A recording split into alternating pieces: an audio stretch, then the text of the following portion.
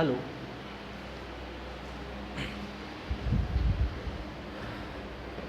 Good morning my dear student.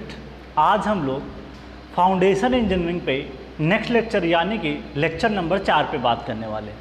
आज का जो लेक्चर है वो काफ़ी ज़्यादा इम्पॉर्टेंट है, मतलब यहाँ से आपके मेंस के क्वेश्चंस भी आने हैं और प्रीलिम्स के भी क्वेश्चन आने हैं। ठीक है, काफ़ी ज़्यादा इम्पॉर्टेंट है।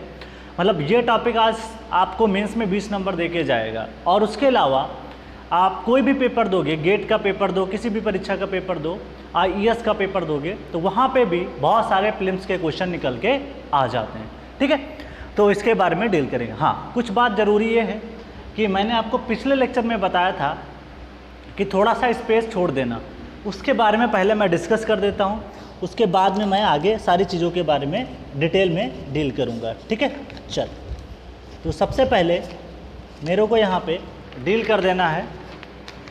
मैंने बताया था कि आपको डिफरेंट वैल्यूज़ के लिए, मतलब जो पेनिट्रेशन टेस्ट नंबर्स होता है, SPT नंबर, उसके लिए आपको मैं यहाँ पे कुछ वैल्यूज़ बताऊँगा जो कि आपके एग्ज़ाम के लिए इम्पॉर्टेंट हैं। तो पहले मैं मेंशन कर देता हूँ, उसके बाद आप इसको देख लीजिएगा। तो this is value for the correlation between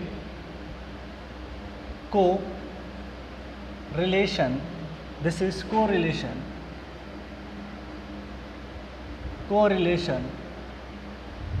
this is correlation penetration resistance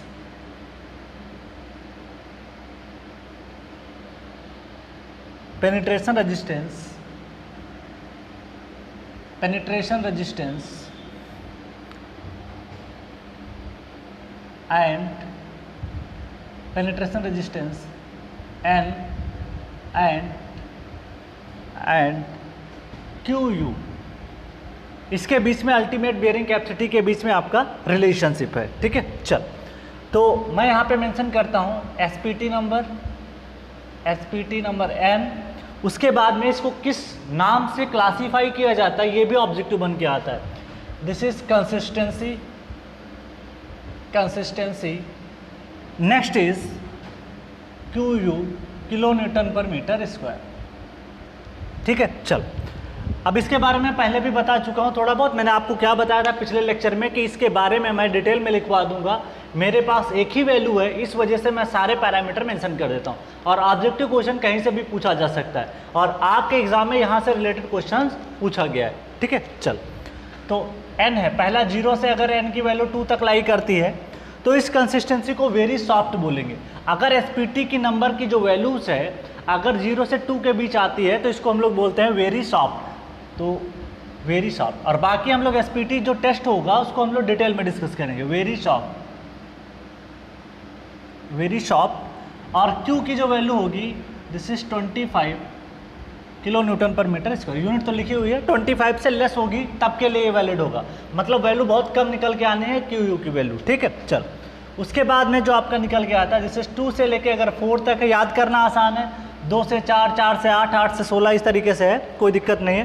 तो इसको हम लोग बोलते हैं सॉफ्ट। जब आपको कंसिस्टेंसी टॉपिक पढ़ा रहे थे तब वहाँ पे सिर्फ क्या बताया था, ये वैल्यू बताई थी और ये वाली वैल्यू बताई थी। ठीक, इस वैल्यू की बात हम लोग नहीं कर रहे थे। ओके, चल, सॉफ्ट तो ये लाई करती है 25 से, मुझे याद है कि 24 से 48, 0 से 24, 24 से 48, 48 से 96, इस तरीके से था, तो इसके बारे में मैं मेंशन कर देता हूँ।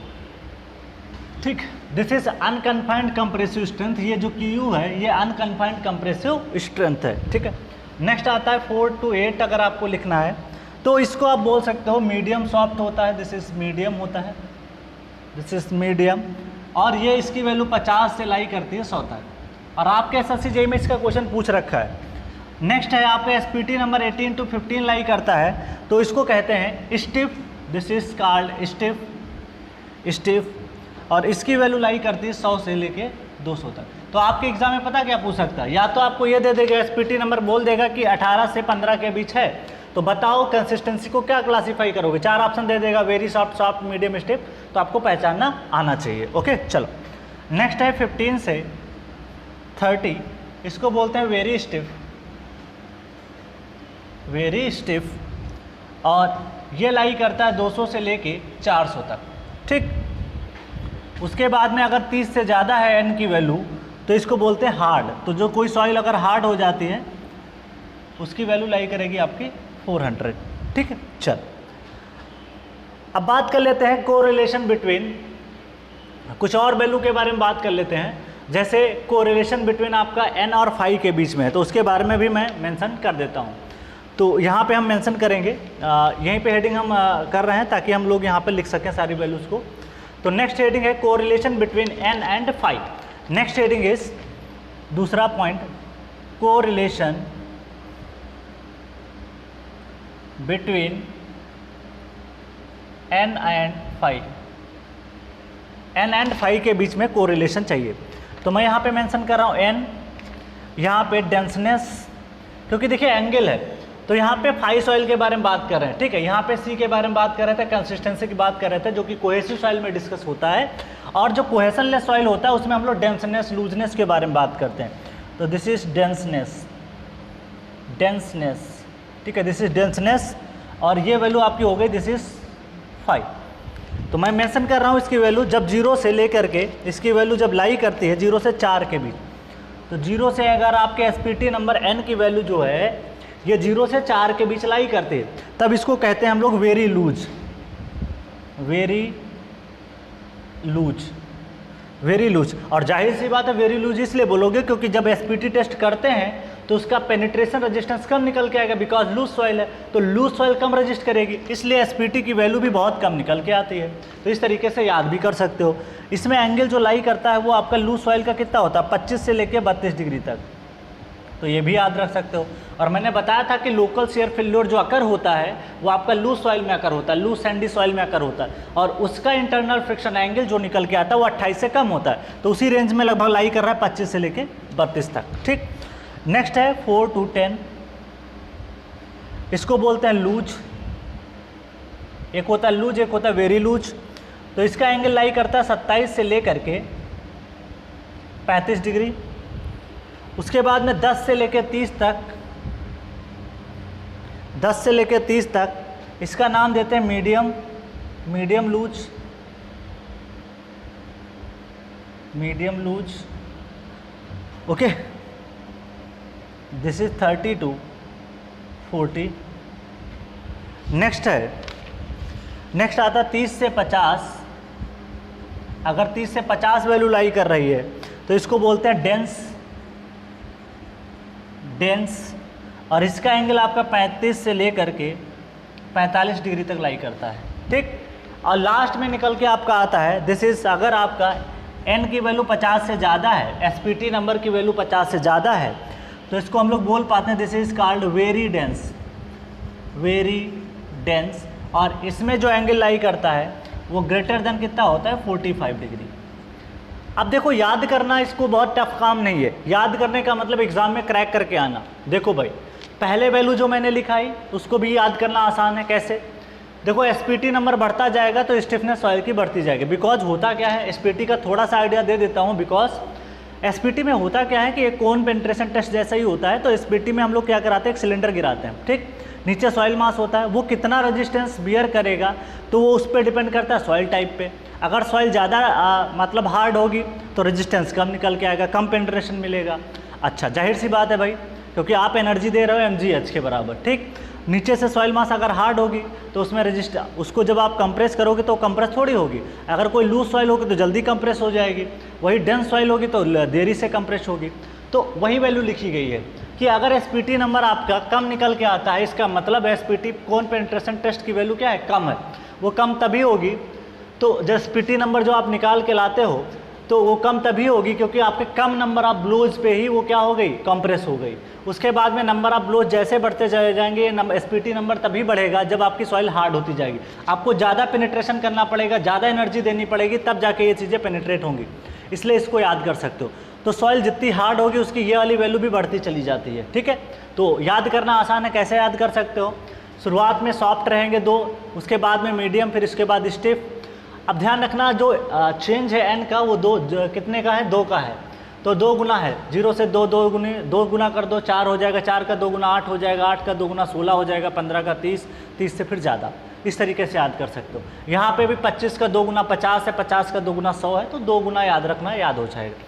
वही चीज़ यहाँ पे भी है, 4 है, 4 से फिर 10 है, 10 से फिर 30 है, तो यहाँ पे भी याद कर सकते हो। एंगल ध्यान रखिएगा, स्टार्टिंग जो होती है वो 25 से 28 के आसपास होती है, तो एक रेंज ले लेते हैं।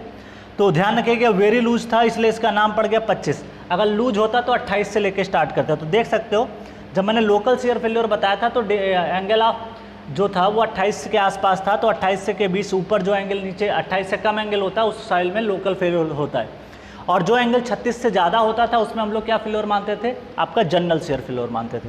तो इस तरीके से डेटाज को आप याद कर सकते हो। तो पहले आप इसको नोट कर लो, फिर मैं आगे बताता हूँ।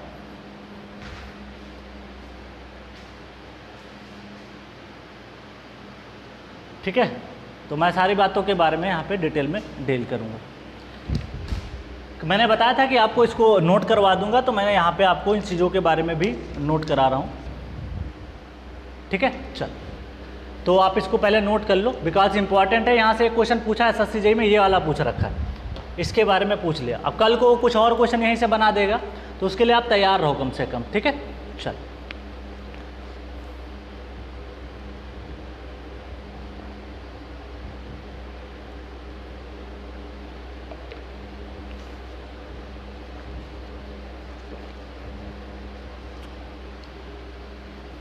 अब मैं रफ कर रहा हूँ क्योंकि मेरे को बहुत सारी चीज़ें और बतानी हैं। चल,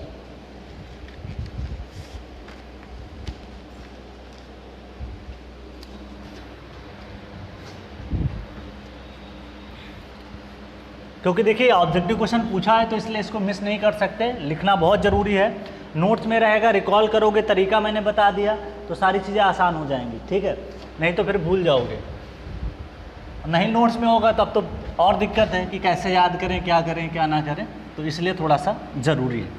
अब जो टॉपिक पढ़ने जा रहे हैं टरजागी थ्योरी के बारे में पढ़ेंगे, बहुत ज़्यादा इम्पॉर्टेंट है। कुछ और थ्योरी है, पहले टरजागी के बारे में डील कर लेते हैं, उसके बाद जो रिमेनिंग थ्योरी होंगी जैसे प्रैंडल थ्योरी है उसके बारे में कुछ इंपॉर्टेंट पॉइंट निकल के आते हैं, उनके बारे में भी मैं बता दूंगा। ठीक है,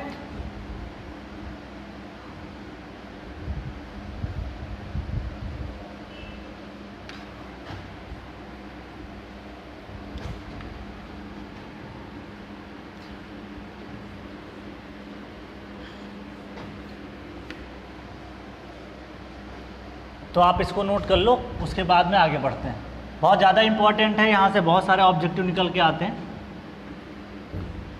एक एक पॉइंट इंपॉर्टेंट है इसका, चाहे गेट का एग्ज़ाम हो, फाउंडेशन से क्वेश्चन बहुत बनते हैं। ठीक है, तो इस टॉपिक को पढ़ना बहुत ज़रूरी है। चल स्टार्ट करता हूँ टरजागी थ्योरी से। ठीक है, टरजागी थ्योरी के बारे में बताता हूँ और इसकी कुछ डिटेल्स में बात करेंगे, बिकॉज यहाँ से गेट में भी क्वेश्चन आते हैं, IAS के मेंस में भी आते हैं, आपके SSCJ मेंस में भी निकल के आते हैं। ठीक है, तो इसके बारे में हम लोग डिटेल में डील करेंगे। तो my theory is Terzaghi's theory, Terzaghi theory. ठीक है, अब इसके बारे में बात करते हैं। टरजागी थ्योरी क्या है? एक्चुअली ये it is an improvement over, it is an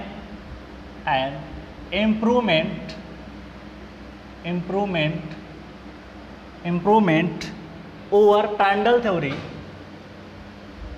over Prandtl's theory। तो ये जो है थ्योरी जो निकल के आई, जब प्रांडल ने कुछ थ्योरी दी, प्रांडल के बारे में डील कर दूंगा लास्ट में एकदम से। ठीक है, मतलब ये पहले पढ़ा लूँ, पूरी डिटेल में बात कर लेते हैं, फिर प्रांडल के बारे में 2-4 पॉइंट मैं इंपॉर्टेंट लिखवा दूंगा। ठीक है, तो it is an improvement over Prandtl theory. Prandtl theory में कुछ कमियां थी, उनको इन्होंने इम्प्रूव कर दिया, इसलिए टरजागी के नाम पे ये थ्योरी निकल के आ गई। अब क्या है कमियां, उसको देखते हैं। दूसरा पॉइंट, प्रांडल ने क्या कंसिडर किया था? प्रांडल ने, देखिए Prandtl considered, Prandtls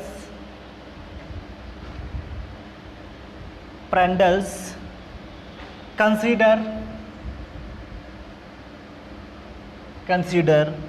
base of footing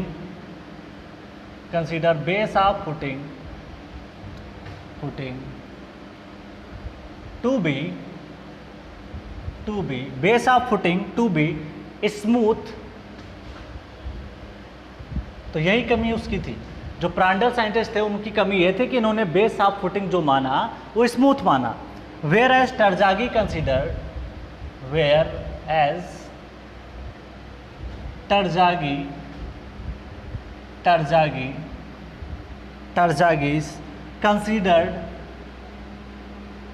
consider base to be rough, क्या माना? Base to be rough. Okay, एक और पॉइंट निकल के आता है, बोथ थ्योरी। कौन कौन सी थ्योरी? प्रांडल थ्योरी और Terzaghi theory. Both theory is valid for C phi soil.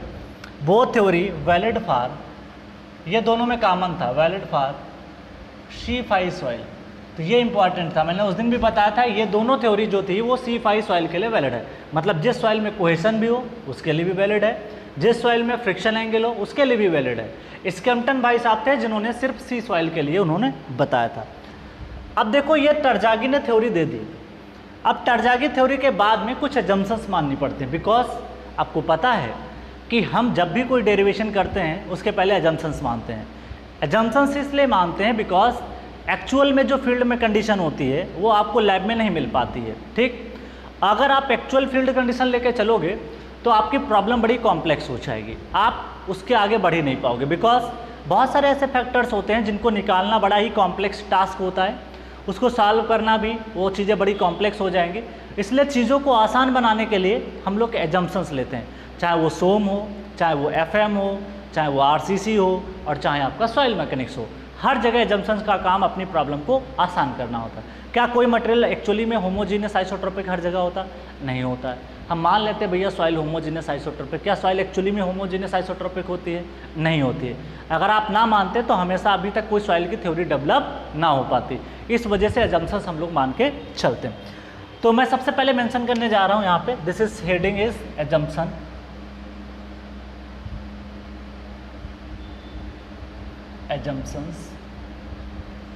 Assumptions. अब इस एजम्पशंस में अगर मैं बात करूं, एजम्पशंस में तो फर्स्ट पॉइंट इसने ये बताया कि फाउंडेशन शुड बी सैलो। अब फाउंडेशन सैलो होगा तभी के लिए टरजागी थ्योरी वैलिड है। तो this is first point is, मैं सारे मेंशन कर देता हूं।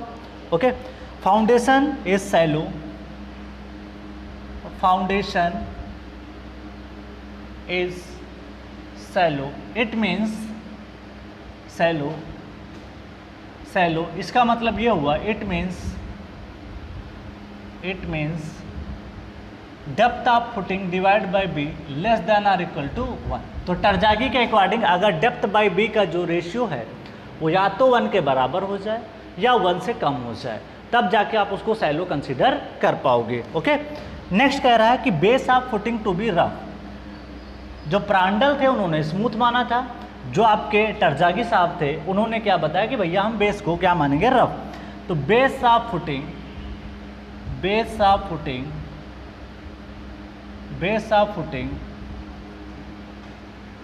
Is to be rough.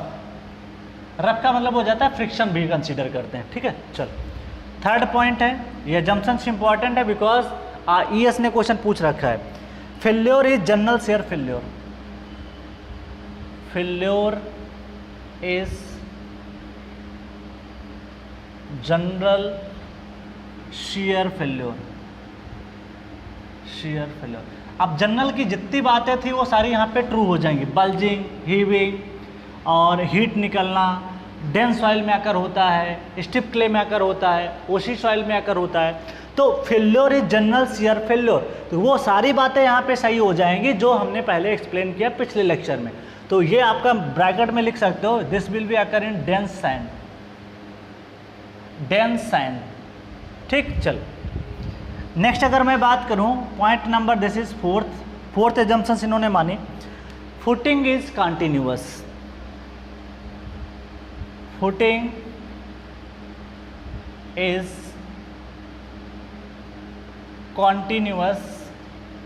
Continuous बोल दो, या इसको एक और नाम दिया जाता है फुटिंग इज कॉन्टिन्यूअस और स्ट्रिप फुटिंग। स्ट्रिप फुटिंग का मतलब होता है length is very very greater than width. Strip footing के बारे में मैंने शुरुआत के लेक्चर में आपको बताया था।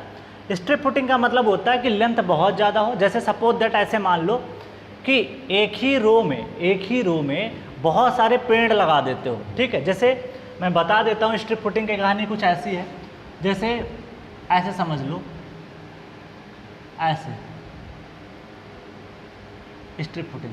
तो बहुत सारे कॉलम आप बनाते चले जाओ, जैसे यहाँ पे एक कॉलम बना दो, यहाँ पे, तो एक रो में बहुत सारे कॉलम बना देना और जिसकी बहुत ज़्यादा लेंथ निकल के आती है, तो ऐसी फुटिंग को हम लोग कॉन्टिन्यूअस बोलते हैं और उसका नाम स्ट्रिप होता है, ठीक है। कॉन्टिन्यूअस क्यों बोला? क्योंकि मुझे पता है कि यहाँ पे एक कॉलम आपने बनाया, इसके नीचे एक और फुटिंग होगी, ऐसे इस लेंथ के अलॉन्ग बहुत सारी फुटिंग्स बन जाते हैं, ठीक। तो उसको बोलते हैं स्ट्रिप फुटिंग। तो बहुत सारे कॉलम एक ही लाइन में लगा दो तो उसको हम लोग क्या बोल देते हैं? स्ट्रिप फुटिंग बोल देते हैं। तो ध्यान रखिएगा, टरजागी भाई साहब जो डेरिवेशन किए उन्होंने माना कि स्ट्रिप फुटिंग है, ठीक है। चलो, it makes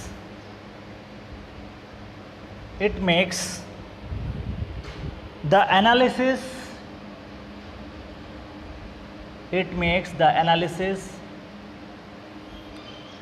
two-dimensional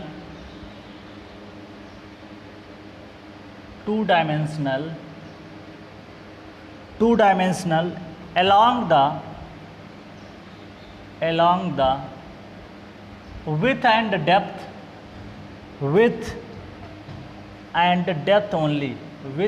depth only। तो ये चीज़ हो जाती है, ठीक है। कंटिन्यूअस स्ट्रिप फुटिंग में मतलब हम लोग यहाँ पे ध्यान दे रहे हैं, हमको जो डील करना होगा, it makes the analysis two dimensional. अगर लेंथ को भी कंसीडर इसमें करते तो यहाँ पे क्या है कि हम लोग पर मीटर लेंथ के लिए निकाल लेंगे और इसमें हम लोग विथ और डेप्थ को ध्यान रखते हैं, इसलिए इसका नाम पड़ गया टू डायमेंशनल। उसके बाद में नेक्स्ट पॉइंट है, बहुत इंपॉर्टेंट है, at the time of failure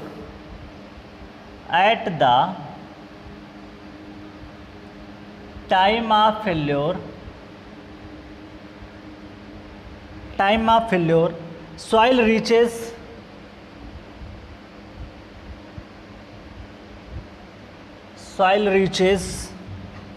at the time of failure soil reaches into a plastic equilibrium. तो ध्यान रखिएगा, प्लास्टिक इक्विलिब्रियम में यहाँ पे होना चाहिए। इसका मतलब पता क्या होता है? प्लास्टिक का मतलब होता है परमानेंट डिफॉर्मेशन। अगर आप सोम पढ़ते हो तो सोम में आपको पढ़ाया जाता है व्हाट इज प्लास्टिक। प्लास्टिक का मतलब होता है परमानेंट डिफॉर्मेशन। इलास्टिक में चीज़ें होती हैं तो अपने वो वॉल्यूम को फर्दर क्या कर लेते हैं? गेन कर लेते हैं। दिस इज कॉल्ड इलास्टिक, ठीक। अगर हम लोड को रिमूव करते हैं तो अगर चीज़ें अपने original volume, shape and size को गेन करती हैं, ऐसे नाम को हम लोग बोलते हैं इलास्टिक। और यहाँ पे प्लास्टिक यहाँ पे एक रब कर देना, इक्वेशन की जगह पे आप इक्विलिब्रियम लिखना है। इक्विलिब्रियम का मतलब है कि साम्य अवस्था में रहता है। जो भी सिग्मा fx 0 होना चाहिए, सिग्मा fy 0 होना चाहिए, सिग्मा mz 0 होना चाहिए। तो वो ये कहने का मतलब है। तो at the time of failure soil reaches into plastic equilibrium. तो सॉइल कहाँ पहुँच जाती है? प्लास्टिक इक्विलिब्रियम में। तो और मैंने पहले भी बताया था जो टरजागी थ्योरी थी ये क्या थी? प्लास्टिक थ्योरी थी। कैसी थी? Plastic theory. क्यों थी? क्योंकि at the time of failure आपने क्या मान रखा है वो बात मैंने यहाँ पे बता दी, ठीक है। चलो, अगला पॉइंट है, नेक्स्ट पॉइंट ऑफ डिस्कशन है पॉइंट नंबर 6। इसको आप लिख लीजिए। 6 पॉइंट कह रहा है कि the stress zone of the soil, the stress zone of the soil, the stress zone of the soil extends up to foundation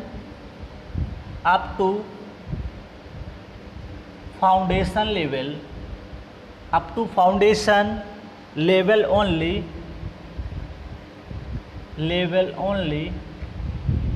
but not up to ground level,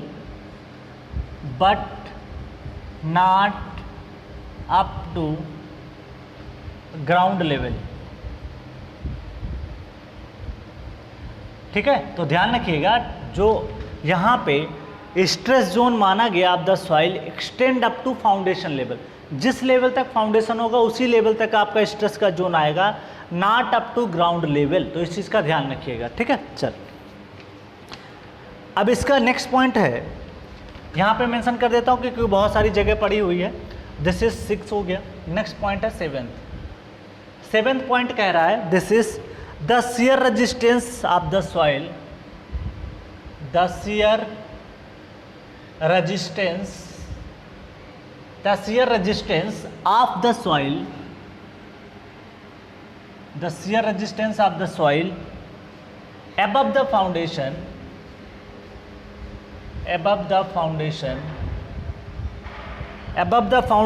level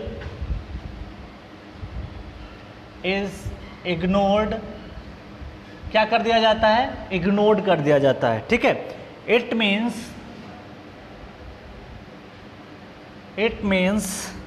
only base resistance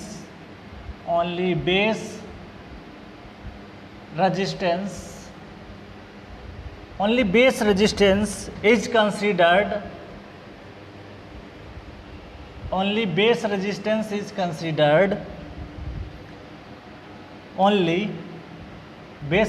is considered and side resistance is ignored,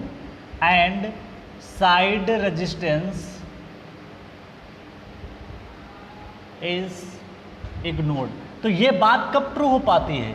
ये बात तभी true हो पाती है जब आपने देखा होगा कि जब आप डीप फाउंडेशन मानते हो तो डीप फाउंडेशन में बेस से भी रेजिस्टेंस निकल के आता है और साइड से भी रेजिस्टेंस निकल के आता है। But in case of shallow foundation जो रेजिस्टेंस मिलता है वो बेस से मिलता है। इसी वजह से ये पॉइंट कहने का मतलब ये है, the shear resistance of the soil above the foundation level is ignored. It means only base resistance is considered and side resistance is ignored। Side के रेजिस्टेंस को हम लोग क्या कर देते हैं? इग्नोर कर देते हैं, ठीक। चल, तो इसको तो हमने क्या कर दिया? इग्नोर कर दिया। इसी से एक बात पता चलती, साइड रेजिस्टेंस को इग्नोर करने से पता चलता है कि हम जो एनालिसिस कर रहे हैं वो शैलो फाउंडेशन का एनालिसिस कर रहे हैं, डीप फाउंडेशन की बात अभी नहीं हो रही है, ठीक है। चल, अब इसी पॉइंट का मतलब है, नोट करके मैं मेंशन कर देता हूँ यहीं पे। नोट कह रहा है it is the main reason, इसी पॉइंट के जस्ट नीचे है, it is the main reason due to which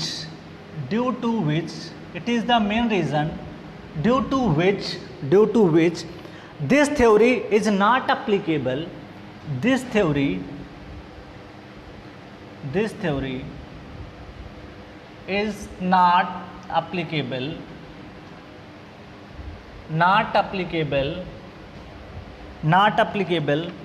for deep foundation। तो टरजागी डीप के लिए वैलिड नहीं है, तो इस बात का आप ध्यान रखिएगा, डीप फाउंडेशन, ठीक। नेक्स्ट बात करते हैं the soil above the foundation level. पहले आप इसको नोट कर लो क्योंकि बहुत सारी और एजम्पशंस हैं, तो उनको एक साथ मैं मेंशन करूँगा, ठीक है। तो एक काम करो, पहले इसको नोट कर लो, उसके बाद में मैं सारी कुछ और हैं, 3-4 एजम्पशंस और हैं जिनको मेंशन करूंगा। वहाँ पे डायग्राम भी बनाना पड़ेगा, जगह कम है यहाँ पे, तो इसलिए आप पहले इतना नोट कर लो, उसके बाद में हम आगे बढ़ते हैं, ठीक है। चल,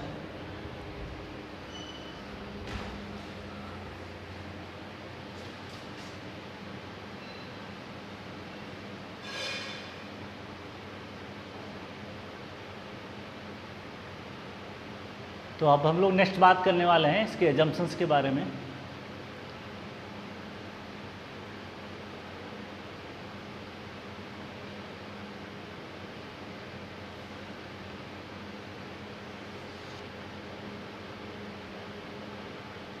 ठीक है, चलो अब हम लोग बात करते हैं नेक्स्ट बात। मैं इसको रफ कर रहा हूँ बिकॉज आपको तो पता होगा और समझा भी दिया मैंने सारे पॉइंट्स को, एक एक करके मैंने बता भी दिया, रफ क्यों मानते क्या मानते हैं सारी बातें बता रखी, तो इसलिए दोबारा एक्सप्लेन करने की ज़रूरत नहीं है, ठीक है। चल,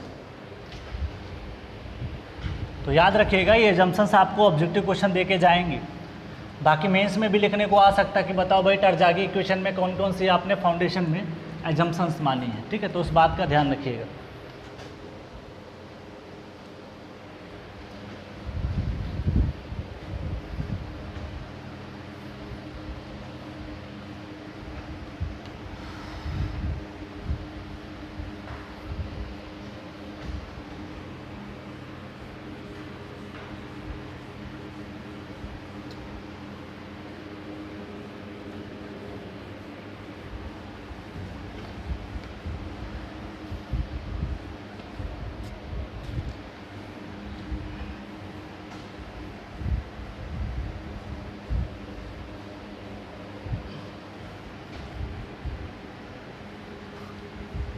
ये भी एक कंटिन्यूअस और स्ट्रिप फुटिंग पे क्वेश्चन बना दिया है कि अगर एक ही रो में बहुत सारे कॉलम लगा देते हो तो ऐसी फुटिंग को क्या कहते हैं? इसको कंटिन्यूअस फुटिंग बोलते हैं या स्ट्रिप फुटिंग बोलते हैं।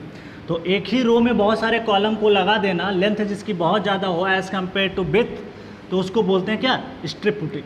तो ध्यान रखिएगा।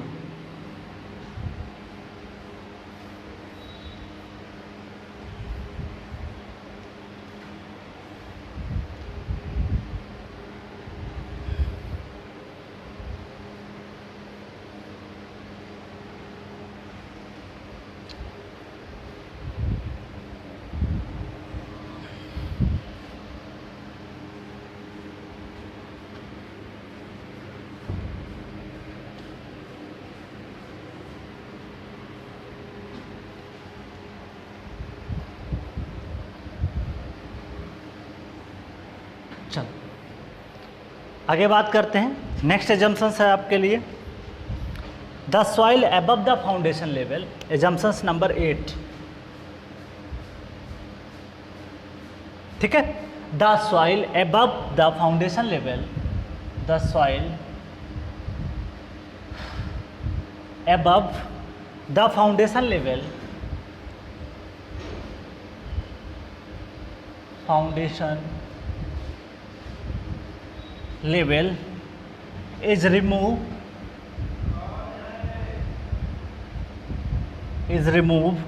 and replaced by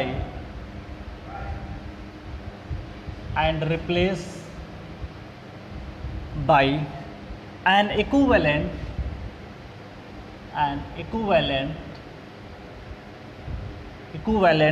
surcharge Q equal to gamma into D F. ठीक है, चल तो इसको मैं बना के दिखाता हूँ डायग्राम के फॉर्म में। सपोज दैट ये है आपका फाउंडेशन। ठीक है, किसी भी तरीके से बना सकते हो, चाहो तो इस तरीके से बना दो, कोई ज़रूरी नहीं कि इसी तरीके से बनाना। जैसे आप पढ़ते आ रहे हो फुटिंग को वैसे ही बना सकते हो।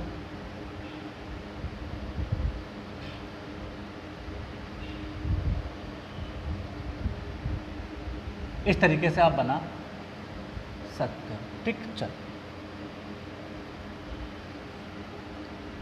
नीचे का स्ट्रेस जोन कुछ ऐसा होता है, इस तरीके से। ठीक है, चल this is ground level. Okay, ये स्ट्रेस जोन होता है नीचे, ये ग्राउंड लेवल के ऊपर नहीं जाता है स्ट्रेस जोन। अभी इसके बारे में डिटेल में बात करने वाले थोड़ी देर में। ठीक है, चल this is ground level, this is ground. तो स्ट्रेस का जोन जो है आपका सिर्फ यहीं तक जाता है। ज़्यादा डायग्राम अभी नहीं बना रहे, बाकी अभी बनाएंगे।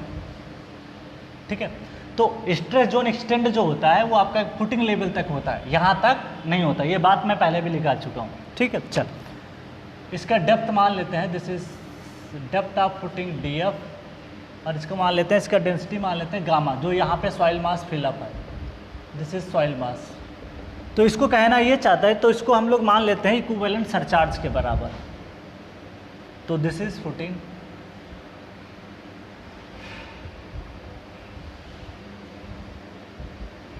This is footing, same footing है। ठीक है, चल ये फुटिंग है आपकी। चल तो यहाँ पे जो मिट्टी है उसको हटा देते हैं, और ये वाली जो मिट्टी थी जो आपने ये देख रखी है, ये वाला देख रखा है, ये सारी सॉइल भरी हुई है यहाँ पे।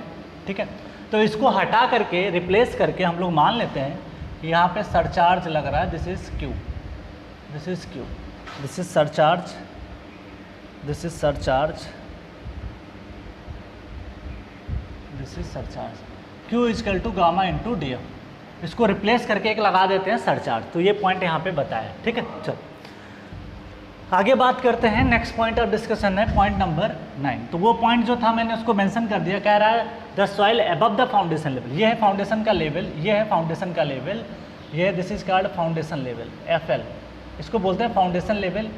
And it to remove replace by equivalent surcharge. इतनी मिट्टी हटा दो उसके इक्विवेलेंट, उसका जितना वेट आए उसके बराबर आप सरचार्ज लगा दो, ये बात वो कह रहा है। ठीक है, चलो नेक्स्ट है, नेक्स्ट पॉइंट ऑफ डिस्कशन है 9th नंबर। ये कह रहा है load is vertical and concentric, load is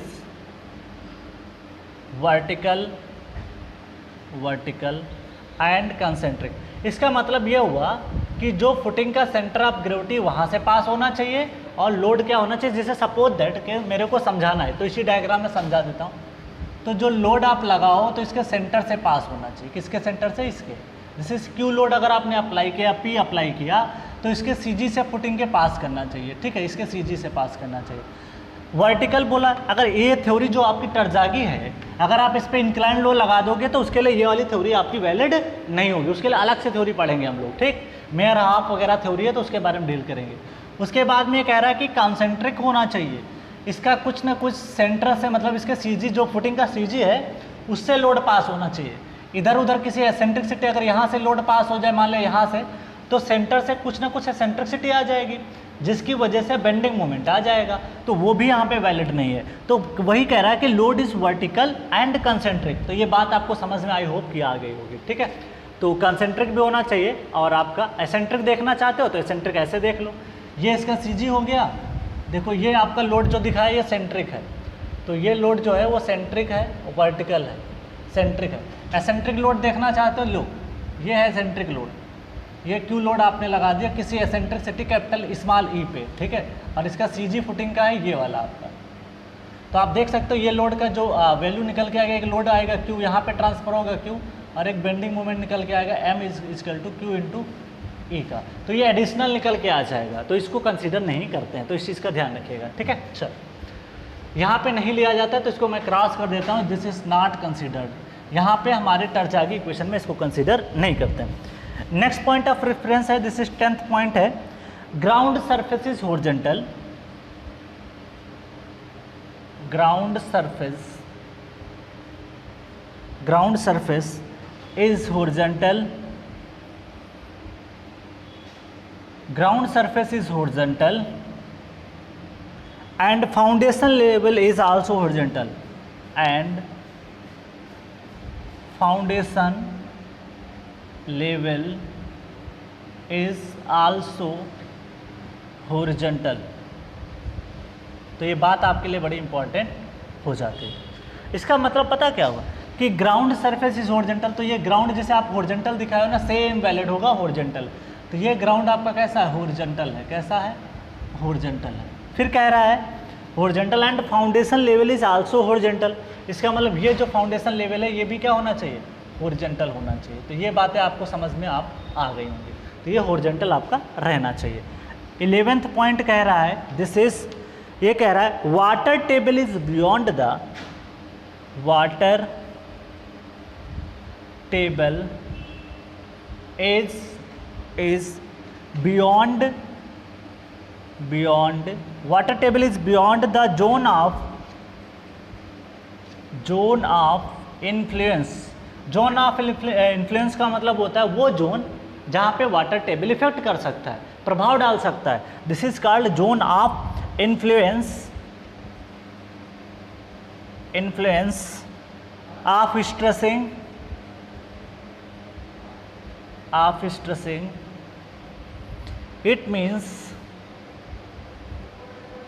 it means effect of water table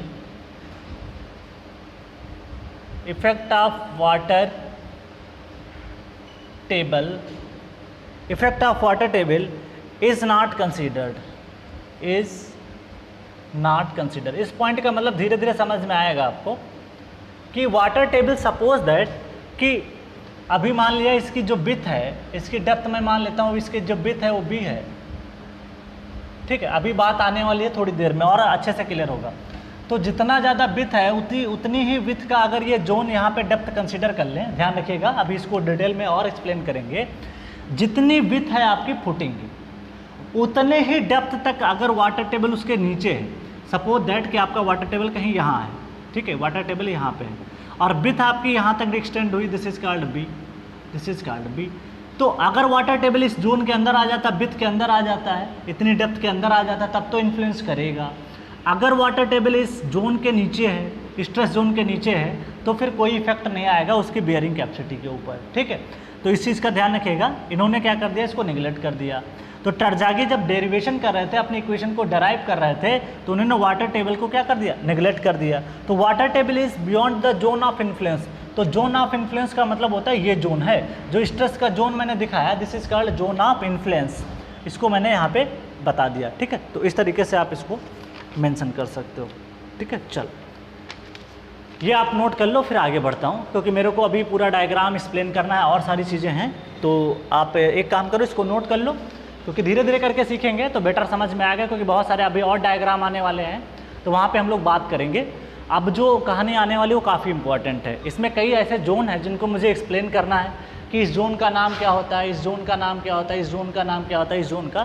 तो इसको हम लोग फर्दर स्टार्ट करते हैं, बिकॉज यहाँ से भी ऑब्जेक्टिव क्वेश्चन IES और गेट में पूछ रखे हैं, ठीक है। तो इसको हम लोग एक्सप्लेन करेंगे। तो आप पहले इसको नोट कर लें, उसके बाद में हम सारी बातों को देखते हैं एक साथ, ठीक है।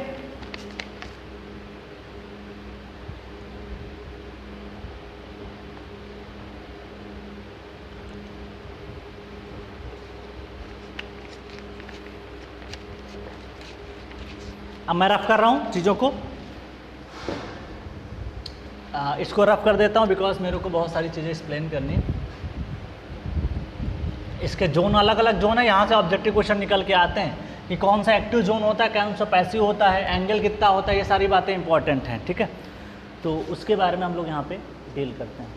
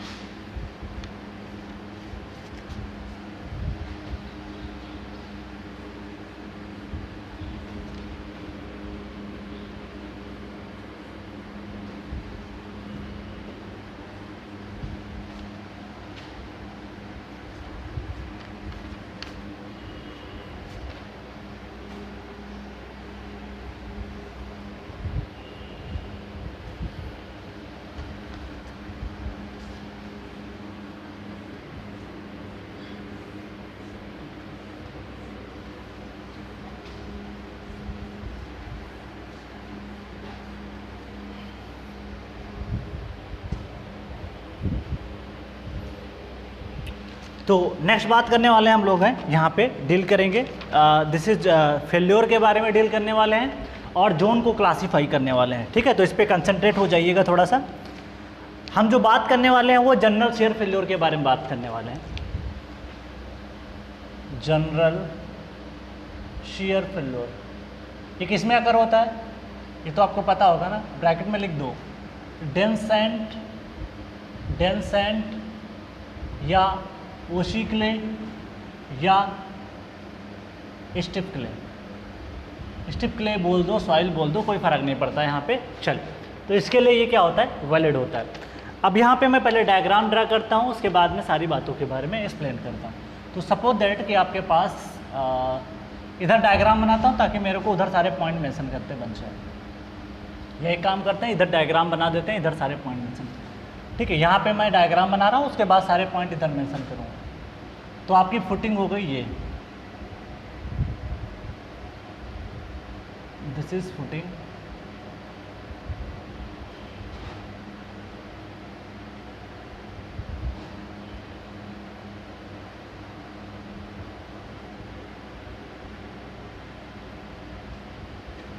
दिस इज फुटिंग,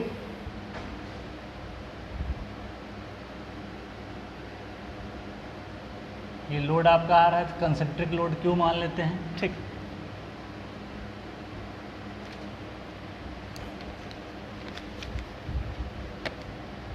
ये ग्राउंड लेवल है आपका, दिस इज सॉरी, ये फुटिंग लेवल है, इसको बोलते हैं फुटिंग लेवल। फुटिंग लेवल ये है ground level.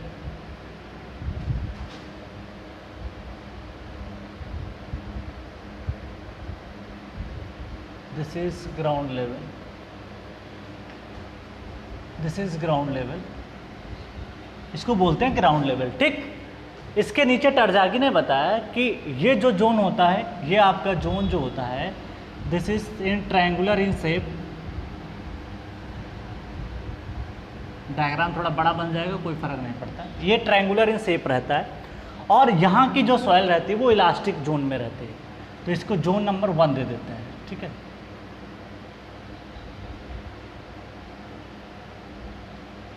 Okay, this is zone number 1 और this is elastic, elastic zone, इसका नाम दे दिया 1, फर्स्ट जोन। ठीक है, समझाने के लिए 1 नाम दे दे, बाकी कुछ नहीं। इलास्टिक क्यों बोला गया इसके बारे में अभी बताते हैं। उसके बाद में ये जोन होता है रेडियल जोन होता है, इस तरीके से आप इसको बना सकते हो। दिस इज लेवल,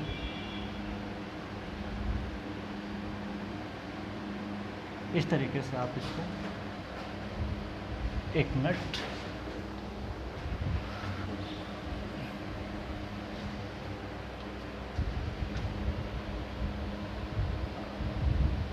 इस तरीके से आप इसको यहाँ पे बना सकते हो। ठीक, चल क्लियर। चल, इसका नाम, इसको इससे ज्वाइन कर दो आप डॉट डॉट करके। ठीक, और यहाँ पे भी इसका नाम आप इस तरीके से इसको ज्वाइन कर सकते हो। थोड़ा सा डायग्राम और इसको फ्लैट बनाता हूँ तो ज़्यादा बेटर क्लियर बनेगा। यहाँ पे इसको रफ करो, चलो इसको थोड़ा पीछे से आप लो डायग्राम को, जैसे उधर दिख रहा है वैसे ही। ठीक है, इस तरीके, इसको डॉट डॉट आप पहले से ही मिला लो, बेटर रहेगा डायग्राम।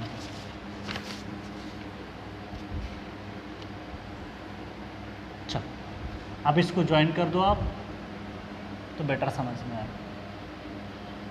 कुछ इस तरीके से रहता है। ठीक है, ये हो गया। अब इसके अलग अलग नाम होते हैं। ये जो एंगल होता है, ये एंगल, दिस इज 45 माइनस 5/2। क्यों होता है इसका रीज़न अभी बताता हूँ।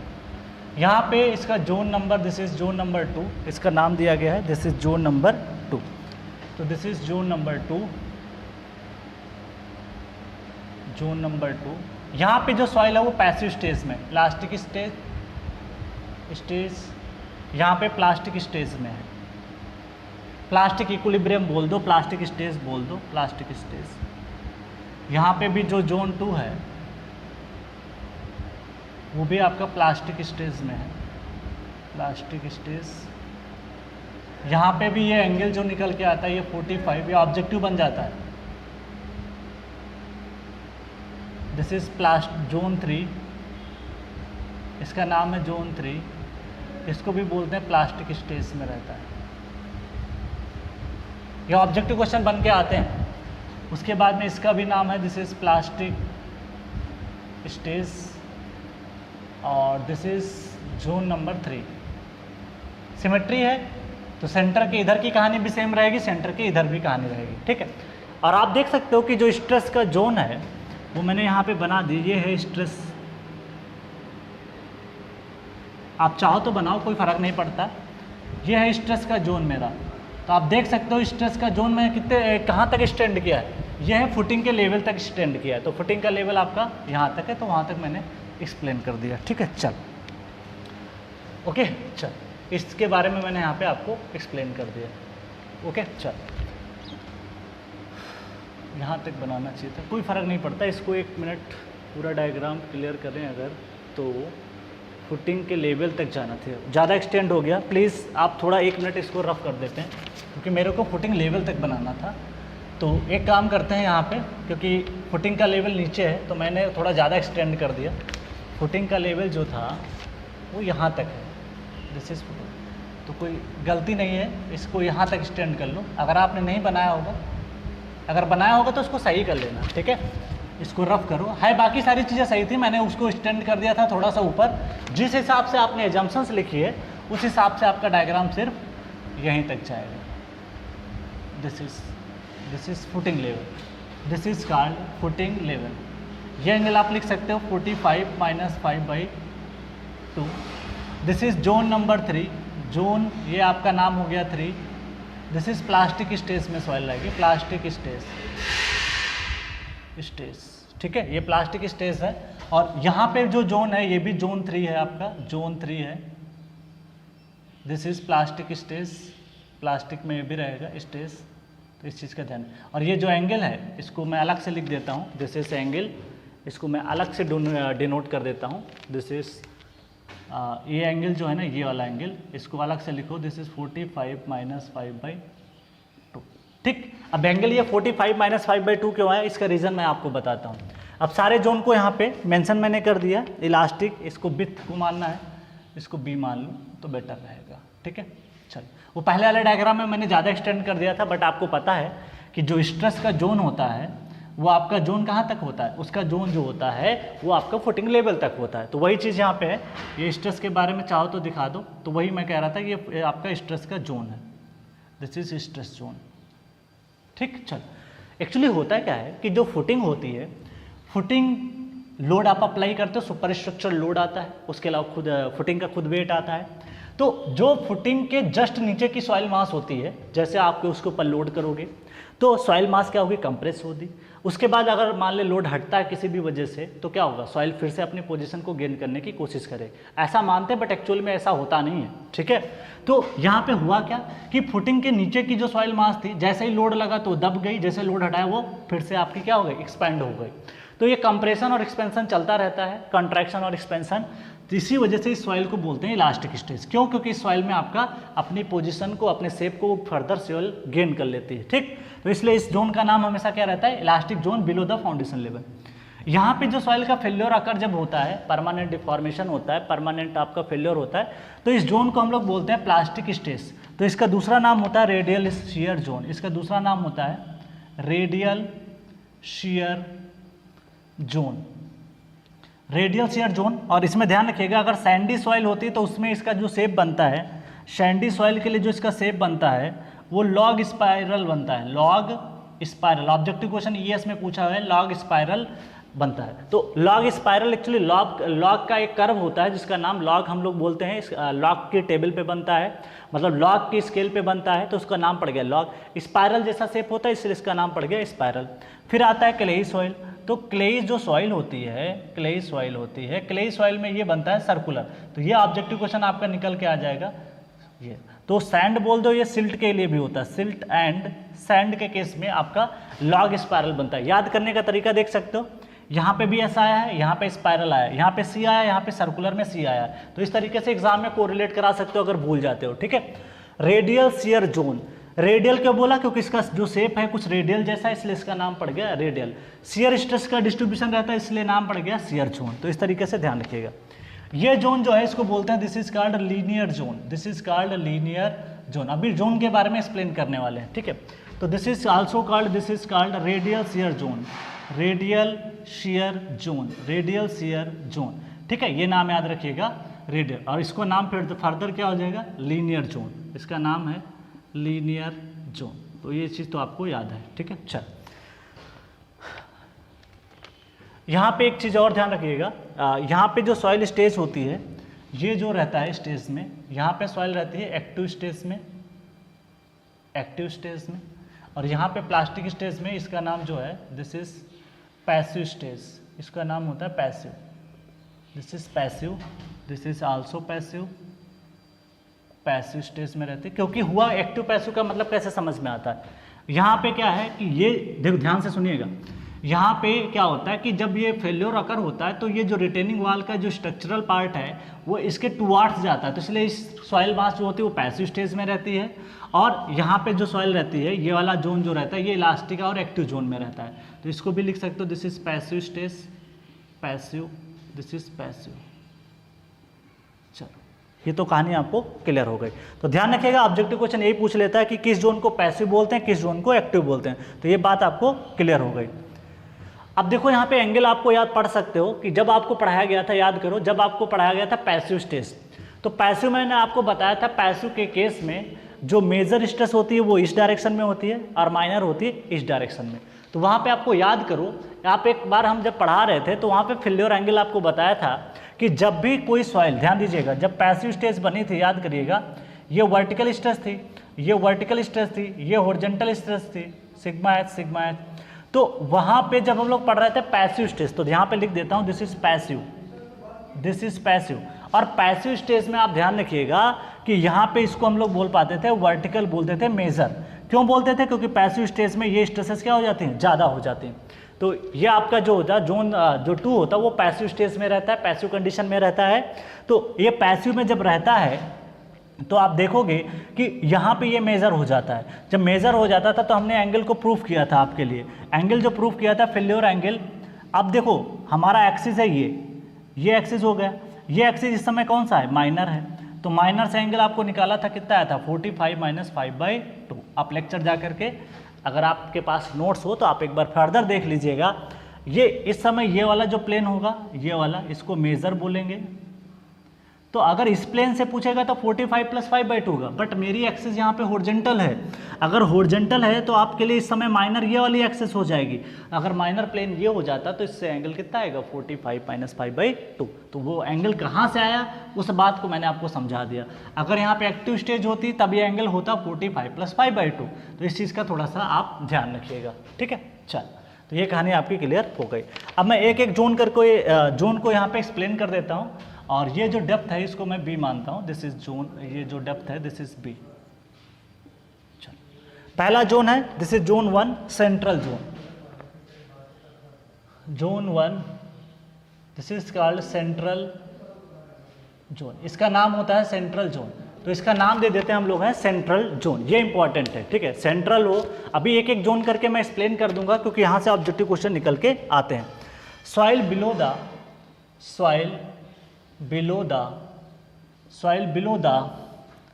footing gets compacted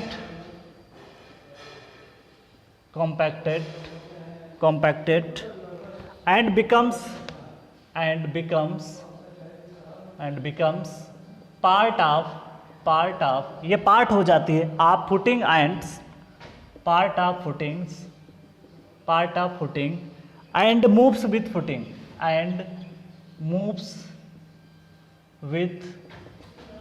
footing, ठीक है, मूव्स विथ फिटिंग। तो ध्यान रखिएगा ये स्टेटमेंट इसी का कंटिन्यूएशन है, फुटिंग के अंदर नहीं लिखा है, तो इस स्पेस नहीं था इसलिए लिख दिया। तो ध्यान रखिएगा कि ये पॉइंट का मतलब है कि soil below the footing gets compacted. Actually foundation की वजह से ये सॉइल क्या हो जाती है, कॉम्पैक्ट हो जाती है, ठीक। और कह रहा है कि it is the part of footing, ये पार्ट हो जाता है फुटिंग का, and moves with the footing. जैसे फुटिंग थोड़ा बहुत ऊपर जाती है तो उसके नीचे सॉइल मास क्या हो जाता है, चिपक जाता है, इसलिए कहते हैं पार्ट ऑफ फुटिंग हो जाता है, ठीक। दूसरा पार्ट है it remains in elastic equilibrium. दूसरा पॉइंट है इसी का, it remains in elastic equilibrium.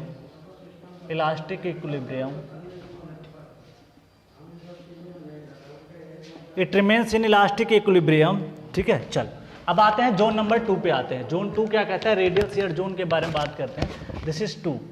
दूसरा नंबर पॉइंट ये है, दिस इज आता है zone number 2। This is zone number हमारा आता है 2। इसका नाम होता है this is radial shear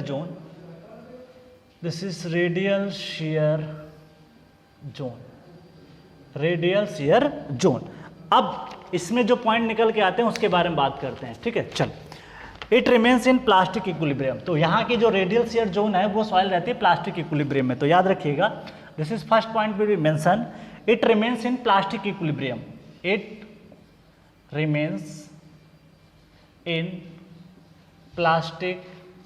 objective question बन के आ जाता है इस पे भी, इक्विलिब्रियम। तो प्लास्टिक इक्विलिब्रियम मतलब परमानेंट डिफॉर्मेशन होता है पार्टिकल्स का, ठीक है, प्लास्टिक इक्विलिब्रियम। ओके, चल, सेकेंड पॉइंट है यहाँ पे। सेकेंड पॉइंट कह रहा है द फेल्योर सरफेस। ये सब फेल्योर जोन दिखाया गया है, ऐसा नहीं बनता है, फेल्योर के कंडीशन के समय ये बनाया गया है, ठीक है। The failure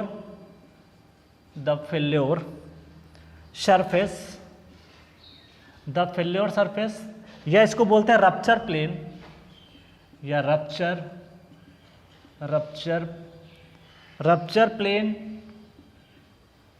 plane of zone two is circular in clay soil. तो याद रखिएगा, बड़ा इंपॉर्टेंट क्वेश्चन है, ईएस में पूछ रखा है, clayey soil and log spiral इन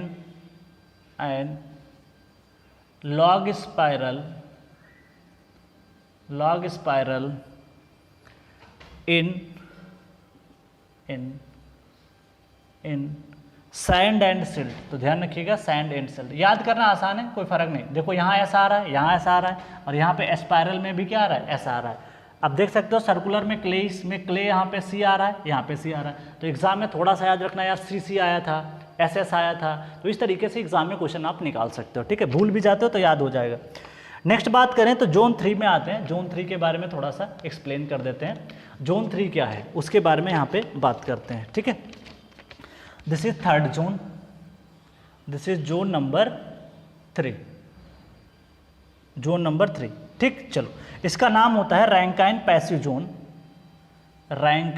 इसका नाम होता है Rankine passive zone, Rankine passive zone, या इसका नाम दूसरा होता है लीनियर शियर जोन। तो यहाँ पे लीनियर लिखा था, शियर नहीं लिखा था, शियर आप नोट कर लीजिएगा, लीनियर शियर जोन। यहाँ पे लीनियर शियर है, शियर में ही सॉइल फेल करती है इसलिए फेल्योर के दिखाया गया, तो लीनियर शियर जोन। तो this is Rankine pressure, that is Rankine passive zone, ठीक है। और this is linear shear zone, तो इसका नाम पड़ गया linear shear zone. That's clear. चल, अब इट मेक्स एंगल। तो यहाँ पे एक पॉइंट निकल के आता है, ये एंगल कितना बनाता है, ये इंपॉर्टेंट है। तो ये आपका ऑब्जेक्टिव में क्या कर देगा, ये 45 + 5/2 कर देगा। तो आपको ध्यान रखना है, इट मेक्स एंगल 45 -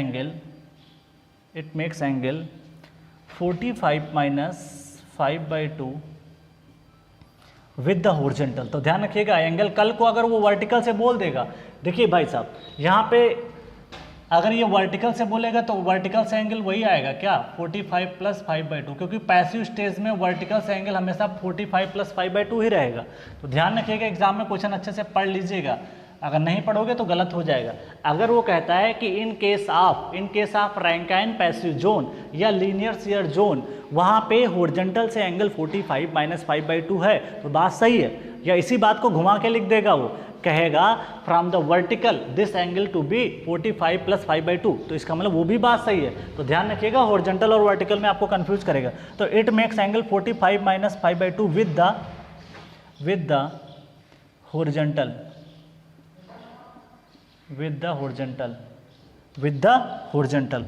ठीक है। हॉरिजॉन्टल से बोल सकते हो, और करके लिख सकते हो। वर्टिकल से कितना होगा, और वर्टिकल से लिख देता हूँ 45 + 5/2। तो ये भी इंपॉर्टेंट है, वर्टिकल से कितना होगा, 45 + 5/2। एक नोट पॉइंट मेंशन करता हूँ जो कि बहुत इंपॉर्टेंट है आपके परीक्षा के लिए। चल, the stress zone,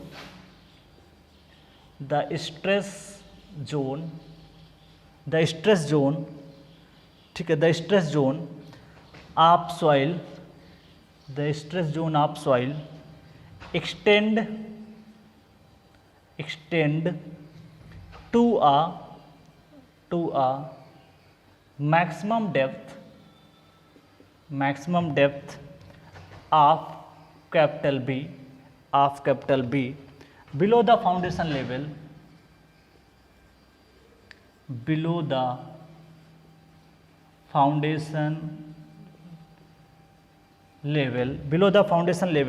where B is the width of footing, इसको बोलते हैं width of footing। तो देख सकते हो, ये कह रहा है कि the stress zone of the soil extend up to a maximum depth of capital B. तो ये जो पता है, जो आपका ये स्ट्रेस का जोन है, ये मैक्सिमम एक्सटेंड कर सकता हूँ कहाँ तक, कैपिटल बी तक। तो जितना ये वी होगा, यहाँ पे फुटिंग का जो विथ होगा, टरजागी ने ये बताया कि जो भी ये स्ट्रेस आप बना रहे हो, यहाँ पे दिखा रहे हो इस तरीके से, ये तब तक स्टैंड ऐसा नहीं कर सकते उठाओ और यहाँ से नीचे से लेके चले आ रहे हो, गलत हो जाएगा। उसने बताया उतना एक्सटेंड कर सकते हो जितना कि आपकी विथ ऑफ फुटिंग है, ठीक। चल, तो ये तो बातें आपकी क्लियर हो गई, ये तो मैंने एक्सप्लेन कर दिया आपको सबके बारे में। तो आप पहले इसको लिख लो, उसके बाद में हम सारी बातें करते हैं। तो ऑब्जेक्टिव क्वेश्चन यहाँ से निकल के यही पूछ लेता है कि इस जोन को क्या बोलते हैं, इस जोन को क्या बोलते हैं, इस जोन को क्या बोलते हैं, इसको रेडियल बोलते हैं, फिर इसमें 2 सॉइल आती हैं, सिल्टी सैंड आती है, क्या बोलते हैं, ये क्या बोलते हैं, फिर लीनियर जोन कौन सा होता है, तो इस ध्यान रखना जरूरी है, ठीक है। ओके, एक्चुअली स्पायरल बनने का कारण यहाँ पे मतलब रेडियल जोन बनने का मुख्य कारण समझना क्या होगा, जैसे फाउंडेशन टिल्ट होता है, ऐसा फाउंडेशन जब टिल्ट होगा तो यहाँ पे थोड़ा घुमाव आ जाता है, तो घुमाव की वजह से ये रेडियल बन जाता है। यहाँ आगे जाते जाते उसका इफेक्ट थोड़ा कम हो जाता है, इसलिए आगे जा करके वो लीनियर हो जाता है।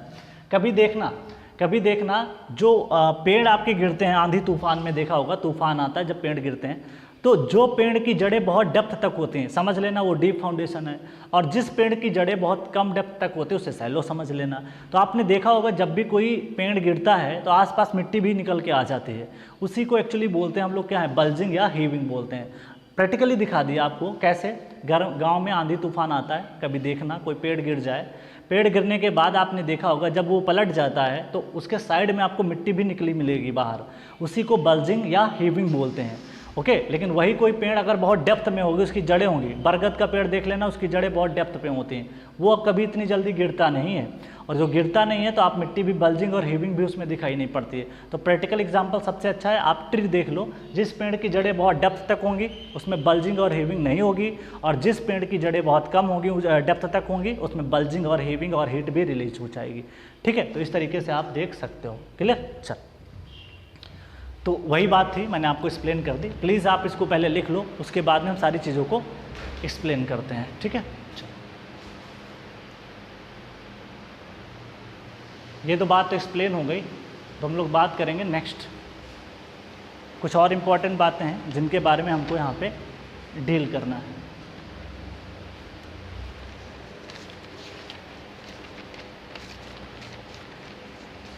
ये तो बात क्लियर हो गई, अब आगे बढ़ते हैं, मैं इसको रफ करूँगा। चल, ये तो बात क्लियर है आपको, तो पहले आप इसको नोट कर लो, फिर मैं आगे बढ़ता हूँ। आराम से पढ़ते हैं, कोई दिक्कत नहीं है, बट इम्पॉर्टेंट है, आज की कहानी से बहुत क्वेश्चन मिलने वाले आपको हैं। देखिए, कई लोग पूछते हैं कि सर सॉइल के कितने लेक्चर होंगे। मेरे को देखो ख़त्म करना तो आता है, लेकिन फिर भी मुझे पता है कि कितने लेक्चर बनेगा।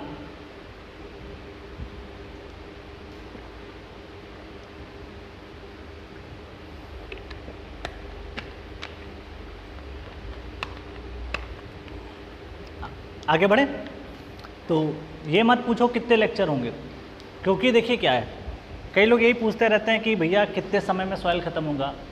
अब देखो मैंने स्टील भी शुरू कर दिया था, सॉइल तो कब का ख़त्म हो जाता। लंदी इसलिए हो गया, एक तो क्वेश्चन भी बहुत डील करते हैं आपके लिए, प्री का भी डील करते हैं, मेंस का भी डील करते हैं, ऑब्जेक्टिव के साथ साथ कन्वेंशनल भी कराते हैं, ठीक, तो उसमें टाइम लगता है। दूसरी बात, एक एक पॉइंट मैं लिखा देता हूँ सारा पॉइंट, तो इसमें भी टाइम लगता है, ठीक है। और चीज़ें देखिए, सॉइल का वेटेज मेंस में बहुत अच्छा है, कम से कम मिनिमम 80 नंबर तो हमेशा आता है इस समय, ठीक है। तो उसके हिसाब से अगर आप पढ़ोगे नहीं और इतना डिटेल में नहीं जाओगे तो फिर मेंस का क्वेश्चन तो नहीं निकलने वाला है, ठीक है। प्रीलिम्स तक तो बातें लिखवा दूंगा एक एक लाइनें की, तो आप याद कर लोगे, रट लोगे, एग्ज़ाम भी निकल जाएगा प्रीलिम्स का। मेंस में दिक्कत आएगी, इसलिए एक बार अच्छे से पढ़ लो, अभी टाइम है आपके पास में, जब एग्ज़ाम होगा तब आप एक बार तैयारी अच्छी होगी सॉइल की ना, तो मेंस में बहुत आपको आसानी रहेगी। ओके, चल, तो इस तरीके से मैं यहाँ पे रफ कर रहा हूँ, तो बिल्कुल परेशान मत हो। अब ये फाउंडेशन चल रहा है, 2-4 लेक्चर और बनेंगे, 5-6 लेक्चर, उसके बाद कहानी ख़त्म हो जाएगी आपकी, ठीक है। तो बिल्कुल भी परेशान नहीं होना है, धीरे धीरे पढ़ना है, लेकिन अच्छे से पढ़ना है। वैसे भी मैंने बताया सॉइल 120 घंटे तो मैं पढ़ाऊँगा टोटल, तो 120 घंटे सॉइल तो हो ही जाएगी लगभग, ठीक है। तो इतना टाइम तो लगता ही है, ठीक है। अगर आपको कुछ छोड़ना होता और सिलेबस को जल्दी कंप्लीट कराना होता, वो मैं कर नहीं पाता हूँ, इसलिए देखिए अच्छे से पढ़ना है तो फिर टाइम तो देना पड़ेगा, तो इसलिए परेशान नहीं होना है। सॉइल एक इम्पॉर्टेंट सब्जेक्ट है जिसका वेटेज काफ़ी ज़्यादा है, तो जिस चीज़ का वेटेज ज़्यादा है उसको टाइम भी अच्छा देना चाहिए। अब जैसे एफएम है, एफएम का वेटेज मेंस में अगर आप देखोगे तो सिर्फ आपका मुश्किल से 15 से 20 नंबर है, बहुत मैक्सिमम जाओगे तो। और ओपन चैनल भी जो सब देखिए, अगर आप फ्लूइड मैकेनिक्स पढ़ते हो, ठीक, चलो, तो फ्लूइड मैकेनिक्स में अगर आप केवल देखो टरबाइन छोड़ दो तो उसको कम से कम पढ़ने में आपको 80 घंटे देने पड़ते हैं, 80 घंटे के लिए 20 नंबर ही आते हैं, 15 से 20 नंबर। वही ओपन चैनल फ्लो सिर्फ 25 घंटे पढ़ाया जाता है और वहाँ से आपको 15 नंबर का क्वेश्चन मिल रहा है। तो आपको इस समय ये देखना होगा किस सब्जेक्ट को, देखिए कुछ सब्जेक्ट ऐसे हैं जो आपको बहुत डेप्थली पढ़ना पड़ेगा, जैसे आरसीसी, क्योंकि उसका मेंस में वेटेज है, क्योंकि जो चीज़ अगर आप डीपली नहीं पढ़ोगे, कुछ ऐसे टॉपिक हैं जैसे आरसीसी है, सॉइल है और एक दो सोप मान लो, ठीक है, इन सब्जेक्ट को इतना डेप्थ में पढ़ना क्यों पड़ता है, क्योंकि इनका मेंस में वेटेज ज़्यादा है। सॉइल को अगर आप डेप्थ में नहीं पढ़ोगे तो मेंस के क्वेश्चन नहीं लगा पाओगे, इसलिए इसको डिटेल में पढ़ो। आरसीसी 40 से 45 नंबर की आती, 50 नंबर भी हो जाती, कभी 60 नंबर भी हो जाती, तो उसका भी वेटेज बहुत ज़्यादा, तो उसको भी मेंस लेवल तक डिस्कस करना पड़ता है। तो जो सब्जेक्ट का लेवल मेंस में है उसको तो आपको डेप्थ में तो डील ही करना पड़ेगा, अगर नहीं पढ़ोगे उस लेवल तक तो फिर चीज़ें दिक्कत हो जाएंगी, ठीक है। तो ये इंपॉर्टेंट टॉपिक यहाँ से निकल के आपका आता है, तो इस बात का आप ध्यान रखिएगा। मुझे पता है कि किस सब्जेक्ट को कैसे पढ़ाना है, तो आप बिल्कुल परेशान मत होइए, ठीक है। आप बिल्कुल मतलब आपको बस सिर्फ पढ़ना है। मुझे पता है कि क्या टॉपिक में आता है, आपके क्या चीज़ नहीं पढ़नी है, क्या आपके सिलेबस के अकॉर्डिंग ही मैं पढ़ाऊँगा। ऐसा भी नहीं होगा कि कहीं इधर उधर की चीज़ें पढ़ा दूँ और आपके एग्ज़ाम में ना आए। आप प्रीवियस ईयर पेपर भी देख सकते हो कि सर का जो लेवल चल रहा है, क्या क्वेश्चंस का लेवल आप देख सकते हो, दोनों में कोई डिफरेंस नहीं होगा बहुत ज़्यादा, ठीक है। अब भाई देखो, सॉइल में क्वेश्चन अच्छे अच्छे आते हैं मेंस में, इसलिए उस लेवल तक मैंने एक्टिव अर्थ प्रेशर को अच्छे से पढ़ाया आपके लिए, कम से कम उसको 20 घंटे दिया, ठीक है। तो फाउंडेशन में भी आपको कम से कम 18-20 घंटे देना पड़ेगा। तो जल्दबाजी बिल्कुल नहीं करना है, टाइम है, अच्छे से यूटिलाइज़ करो भाई। अभी समय आपको कोचिंग भी नहीं कहीं जाना, कुछ भी नहीं करना, घर पे बैठ के पढ़ना है, आराम से खाना खाओ, पढ़ाई करो बढ़िया, आराम से सो, मूवी देखो, और जो टाइम बचे उसको अच्छे से पढ़ाई से करो। तो देखो, आपको एंजॉय करके पढ़ना है, बर्डन बना के पढ़ाई बिल्कुल भी नहीं करनी है, ठीक है, एकदम से। अगर बर्डन बना के पढ़ोगे यार इतना ये करना वो करना, तो फिर परेशान रहोगे। तो इस बात का आप एकदम ध्यान रखें, ठीक है। नेक्स्ट पॉइंट ऑफ डिस्कशन निकल के आता है टरजागी की इक्वेशन के बारे में हम लोग डील करने वाले हैं, ठीक है। आज थोड़ा मेरा तबीयत सही नहीं है तो मज़ा नहीं आ रहा मेरे को भी पढ़ाने में, बट कोई नहीं, सिलेबस को तो करना है भाई। This is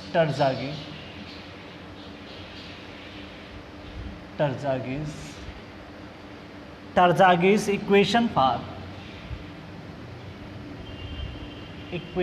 for ultimate bearing capacity, Terzaghi equation for ultimate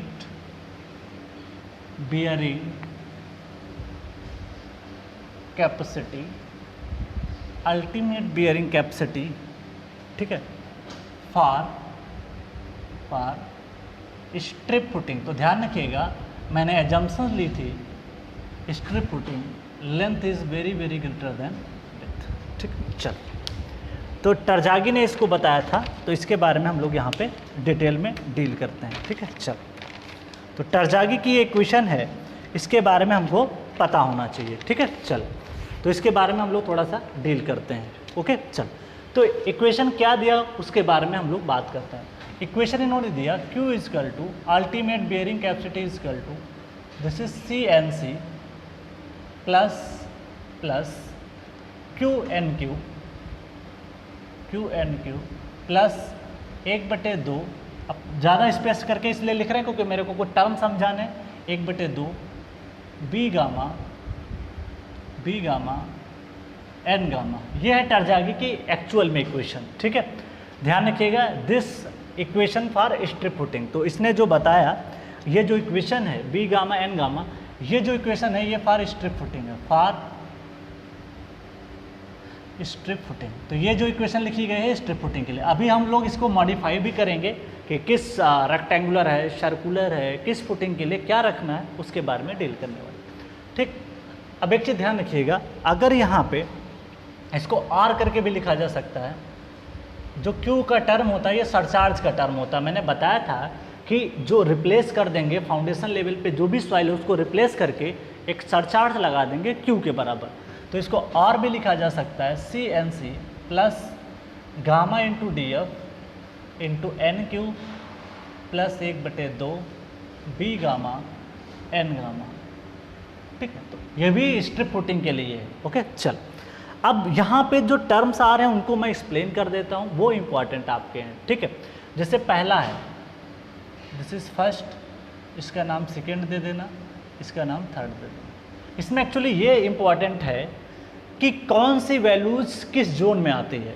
footing के ऊपर आती है, फुटिंग के नीचे आती है। जैसे अब सरचार्ज है, आप ही बता दो सरचार्ज फुटिंग के नीचे रहता है या ऊपर रहता है? सरचार्ज फुटिंग लेवल से ऊपर रहता है। अभी डायग्राम बना के भी दिखाया था, याद करो वो डायग्राम, जैसे आपको समझाया था, जैसे ये डायग्राम मैंने बताया था, ये डायग्राम जो था आपको सरचार्ज दिखाया गया था कि नहीं? दिस इज सरचार्ज, तो this is surcharge, this is Q, this is बराबर होता है गामा इंटू डी एफ के बराबर। तो फुटिंग लेवल पे जो सरचार्ज काम करता है this is Q equal to gamma into D F के बराबर, ठीक है। तो ये है आपकी footing, this is footing.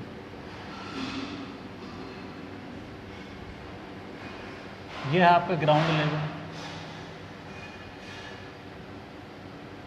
GL, और फुटिंग का लेवल है भैया ये, दिस इज फुटिंग लेवल, ठीक।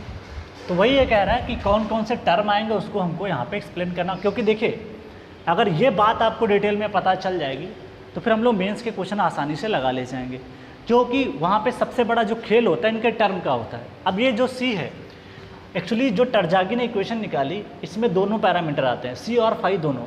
सी तो आपको सामने दिख रहा है, फाई का टर्म अभी दिखेगा नहीं, थोड़ी देर बाद पता चलेगा कि जो एन क्यू और एन गामा होता है ये फाई के टर्म में होता है, ठीक। तो ये चीज़ अभी थोड़ी देर में आपको पता चलने वाली है। तो इसका मतलब ये मेरी जो इक्वेशन लिखी गई है this is valid for C phi soil, मतलब कोहेसन भी होना चाहिए और फाई भी होना चाहिए, इंटरनल फ्रिक्शन एंगल। फिर बात आती भैया ये गामा कहाँ पे लिया जाता है, ये गामा कहाँ लिया जाता है। अब देखो ये जो क्यू की जगह पे मैंने जो गामा डी एफ लिखा, क्यू की जगह पे मैं ब्रैकेट में लिख देता हूँ यहाँ पे Q equal to gamma into D F. तो आप बताओ कि यहाँ पे जो सरचार्ज आएगा वो सरचार्ज ऊपर वाली सॉइल का होगा, नीचे से तो कोई मतलब है नहीं।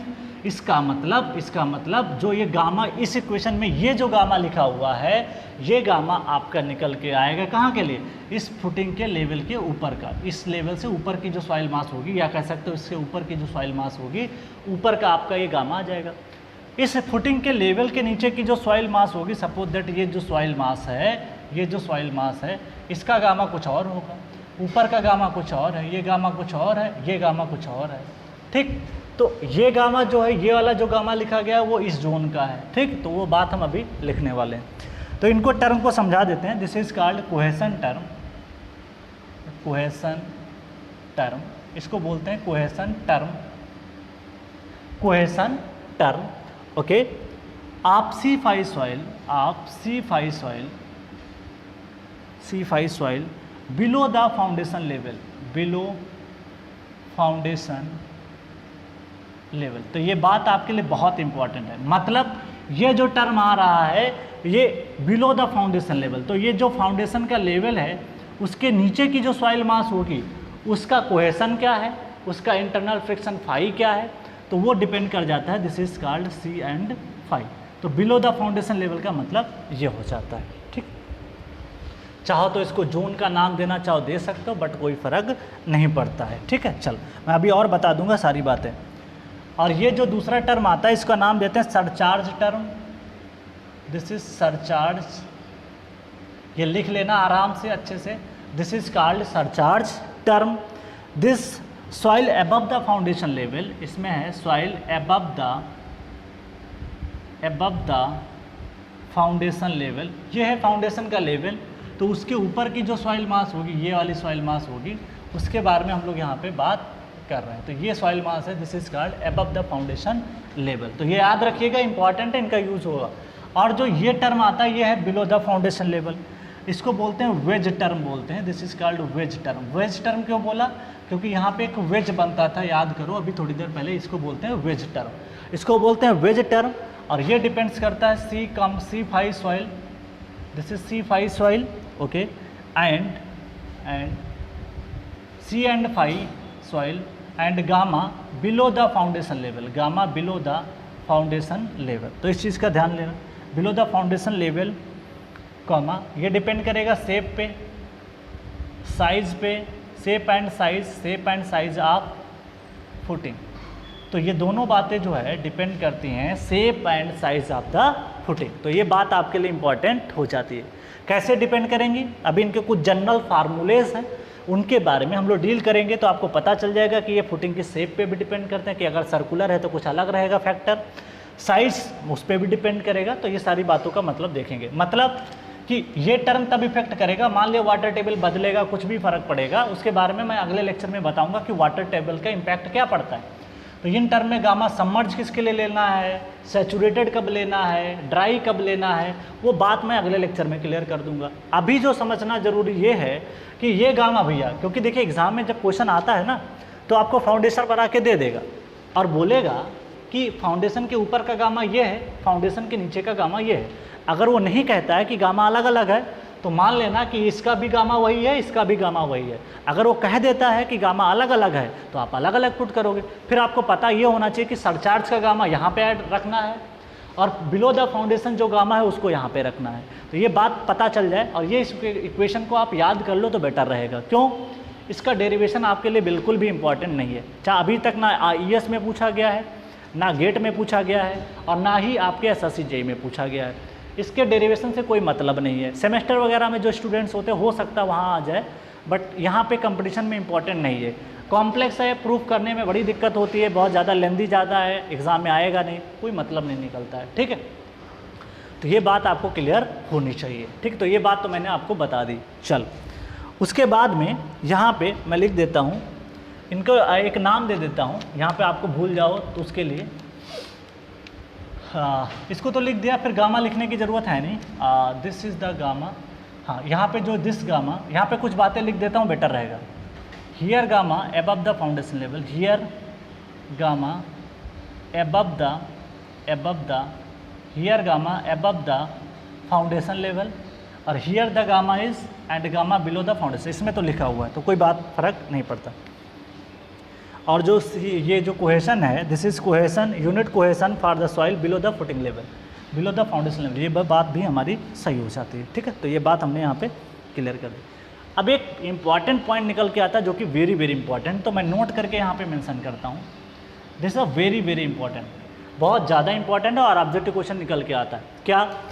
जो NC है, this is NC comma NQ and N gamma, ये सारे जो फैक्टर्स लिखे गए हैं NC, NQ, N गामा, ये सारे फैक्टर्स किस पे डिपेंड करते हैं? तो मैं लिख सकता हूँ R बियरिंग कैपेसिटी फैक्टर, इनको बोला जाता है R बियरिंग कैपेसिटी फैक्टर, इनको बोला जाता है bearing capacity factor which depends upon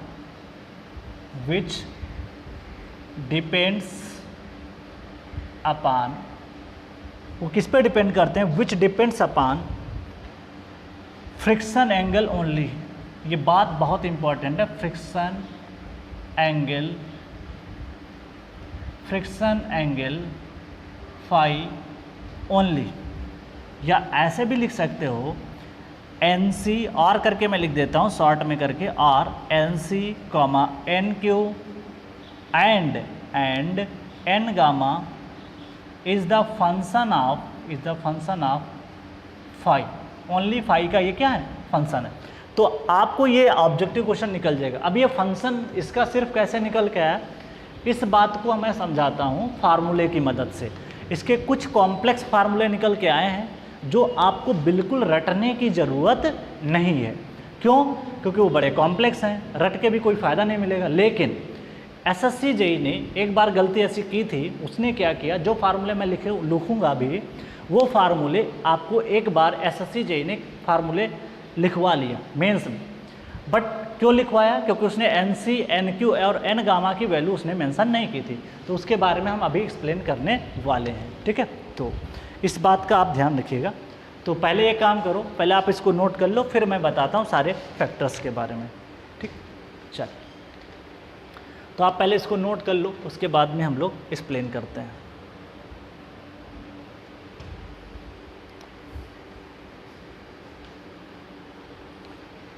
आगे बढ़ें, चलो, जो बात एक्सप्लेन करनी है उसके बारे में बात करते हैं। जो NC N गामा है फैक्टर्स, उनके फार्मूले क्या रहते हैं, याद नहीं करना आपको है। क्यों? क्योंकि मुझे पता है याद होते नहीं हैं, भूल जाओगे, फालतू में बर्डन दिमाग के ऊपर आएगा।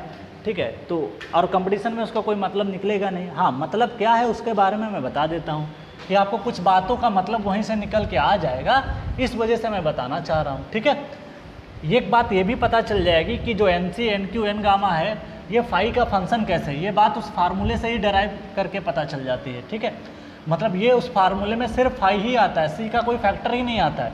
तो वो बात भी हमको यहाँ पे क्लियर हो जाएगी, तो उस बात को भी हम लोग यहाँ पे सीख जाएंगे।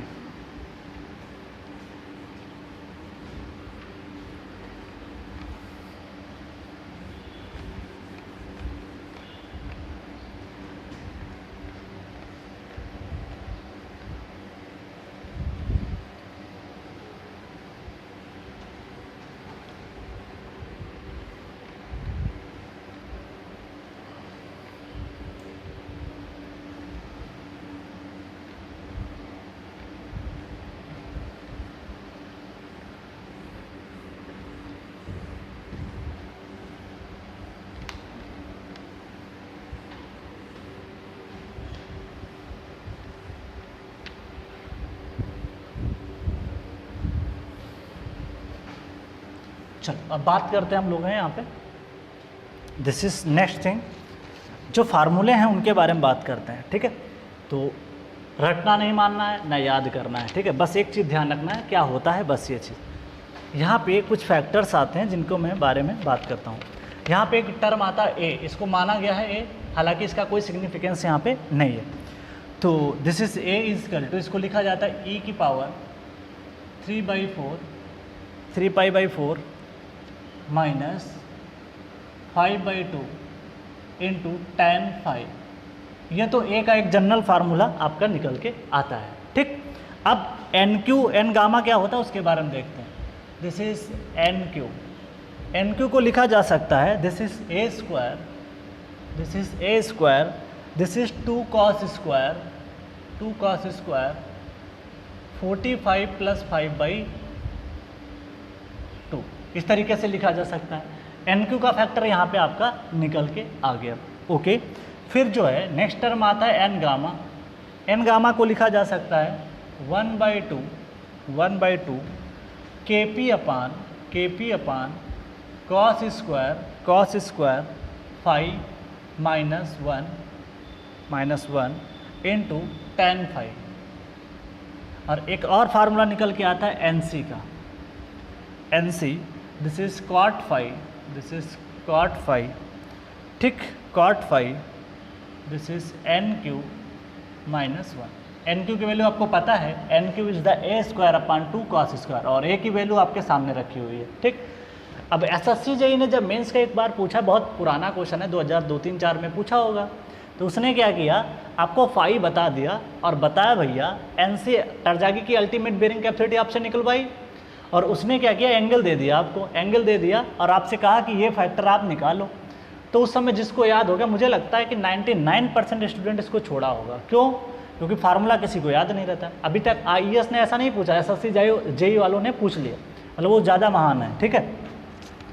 तो प्रॉब्लम टफ हो जाएगी, क्योंकि भैया ये फार्मूले याद करो फिर पुट करो, एग्जाम में वैसे भी प्रेशर होता है तो याद नहीं होते इतने ज़्यादा, और जिसको लगता है याद कर सकता तो याद कर ले तो और अच्छी बात है, ना याद करो तो बेटर है। बस हाँ, कुछ चीज़ें बताना चाहता हूँ, क्या कि जो इंपॉर्टेंट चीज़ें हैं वो इंपॉर्टेंट हैं, क्या हैं उनके बारे में बात करते हैं। फार कोहेसिव सॉइल का मतलब है कि फाई इजकल टू क्या लिखोगे, 0। जैसे क्ले की बात कर रहे हैं, ब्रैकेट में लिख देना क्ले, तो उसके केस में फाई क्या निकल के आता है, 0 इंटरनल फ्रिक्शन एंगल। अब चलो पहला काम करते हैं, ए में पुट करते हैं। तो यहाँ पे ए इजकल टू क्या लिखा जा सकता है, this is A equal to लिख सकते हो। यहाँ बताओ tan 0 कितना होता है, तो ए ई की पावर, सारा चीज़ प्रूफ कर देता हूँ क्योंकि इसका यूज है अभी, 3π/4 - 0/2 इंटू tan की पावर ये 0, ठीक। tan 0 कितना होता है, 0 इंटू समथिंग करोगे हमेशा क्या आएगा, 0। तो e की पावर 0 आ गया, और e की पावर 0 क्या होता है, 1 होता है, तो इसको लिख लो। मतलब फाई इजकल टू 0 के लिए a की वैल्यू क्या आ गई, 1। अब आ जाओ NQ के ऊपर, NQ a की वैल्यू क्या है, 1, तो 1 का स्क्वायर करो, डिवाइड बाई 2 करो, कॉस स्क्वायर 45 प्लस 5/2, तो कॉस स्क्वायर 45 प्लस 0/2 करो, ठीक, 0/2 करोगे 0, कॉस 45 1/√2 और 1/√2 का स्क्वायर करोगे तो पता है आपको क्या आएगा 1 डिवाइड बाई 2 इंटू 1/√2 का होल स्क्वायर, इससे ये कैंसिल हो जाएगा, आंसर आएगा 1। मतलब फाई इजकल टू 0 के लिए एन क्यू की वैल्यू क्या आएगी 1। ये चीज़ का यूटिलाइजेशन कहाँ पे है, कुछ देर बाद जब क्वेश्चन लगाएंगे ना मेंस के तो आपको पता चलेगा कि इसका यूटिलाइजेशन क्या है। तो आपको ध्यान रखना है कि एन क्यू की वैल्यू 1 होगी, या तो आपको एन क्यू और एन सी और एन गामा की वैल्यू अक्सर एग्जाम में मेंशन कर देता है, वो ये नहीं करेगा कि आपको निकालना पड़े, वो खुद ही दे देता है क्योंकि पता है कि वो कॉम्प्लेक्स है चीज़ें। ओके, नेक्स्ट आ जाओ एन गामा के ऊपर, 1/2 केपी 1 आएगा क्योंकि आपको पता है केपी होता क्या है, तो यहाँ पे मैं मेंशन कर देता हूँ this is KP 1 plus sine phi divide by 1 minus sine phi. अगर फाई 0 है तो केपी की वैल्यू कितनी आती है 1, तो केपी 1, तो यहाँ पे पुट कर दो भैया 1 divide by cos square 0, cos 0 कितना होता है 1 माइनस 1 इंटू tan 5, tan 0 लिखो, tan 0 0 होता है और बाकी आप यहाँ पे कुछ भी करोगे हमेशा 0 ही आएगा, तो ये overall value N gamma की कितनी निकल के आएगी 0। नेक्स्ट आता है एनसी, एनसी का फार्मूला आपके सामने है क्या, कॉट 5, तो इसको लिखो कॉट 0, इसको लिखो कॉट 0 और एन क्यू की वैल्यू आपने निकाल रखी है अभी 0, कितना निकाला, एन क्यू की वैल्यू आपके सामने है 1, तो 1 minus 1 equal to that is 0, तो 1 माइनस 1 0, कॉट 0 0, सब वैल्यू आ गए 0। तो इसका मतलब जानते हो क्या होगा कि अगर कोई सॉइल आपकी कोहेसिव सॉइल है तो उसके केस में एन क्यू 1 होगा, एन गामा 0 होगा और एन सी की वैल्यू भी क्या होगी आपकी निकल के आ जाएगी। This is how much, this is sorry एक मिनट, एन सी की वैल्यू यहाँ पे क्या लिखा मैंने, एन सी आ गया इतना आपका value, N C N gamma N Q निकल गया। यहाँ पे एन सी का टर्म जो दिया गया वो 5.7 दिया गया, प्योर कोहेसिव सॉइल जैसे क्ले है, तो दिस इज़ 5। ओके, चलो एन क्यू आपने निकाल लिया ए स्क्वायर अपॉन समथिंग करके, ये वैल्यू तो निकाल लोगे आप। ओके, उसके बाद में एन सी का यहाँ पे टर्म आपका जो निकल के आता है, एक मिनट चेक कर लेने दो, यहाँ पे कुछ चीज़ मिस हो रही लग रहा। एन क्यू का जो टर्म आएगा this is A square upon 2 cos square plus 45 plus something. Okay, this is a, अगर मैं यहाँ पे ए की वैल्यू पुट करूँगा, ए की वैल्यू तो 1 आई, ठीक है, tan 0 0 ही होता है, बिल्कुल सही है, e की पावर 3π/4 यहाँ पे निकल के आ जाएगा। ठीक, चल, तो ये टर्म आपका आ गया cot 5, एन क्यू की वैल्यू आपकी ये निकल के आ गई, this is N Q equal to something, N Q की वैल्यू आप यहाँ से पुट कर दोगे, cos ये तो 0 ही पुट करोगे, 1/2√2 का स्क्वायर हो गया, ये तो सही बात है एकदम 1 निकल के आएगा, तो एन क्यू तो 1 निकल के आ गया। अच्छा, एन क्यू का जो फार्मूला है ये मैंने यहाँ पे पुट कर दिया, N Q equal to this is how much A square upon 2 something करके पुट करोगे, इसकी वैल्यू 1 ही कैलकुलेट हुई तो सही है, कोई दिक्कत नहीं। ठीक है, चल नेक्स्ट बात करते हैं, ये तो आपको बात क्लियर हो गई होगी।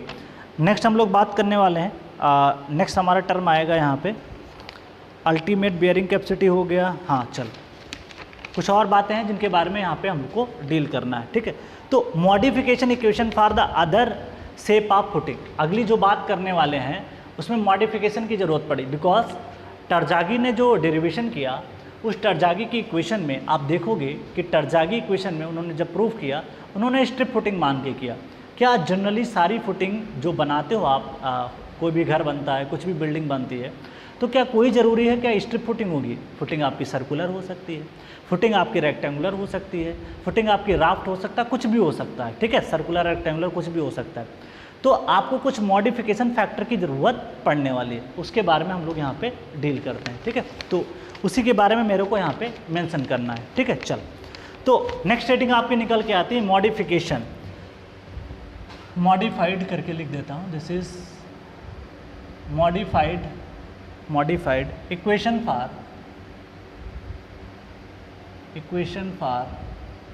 Equation for other shape of footing,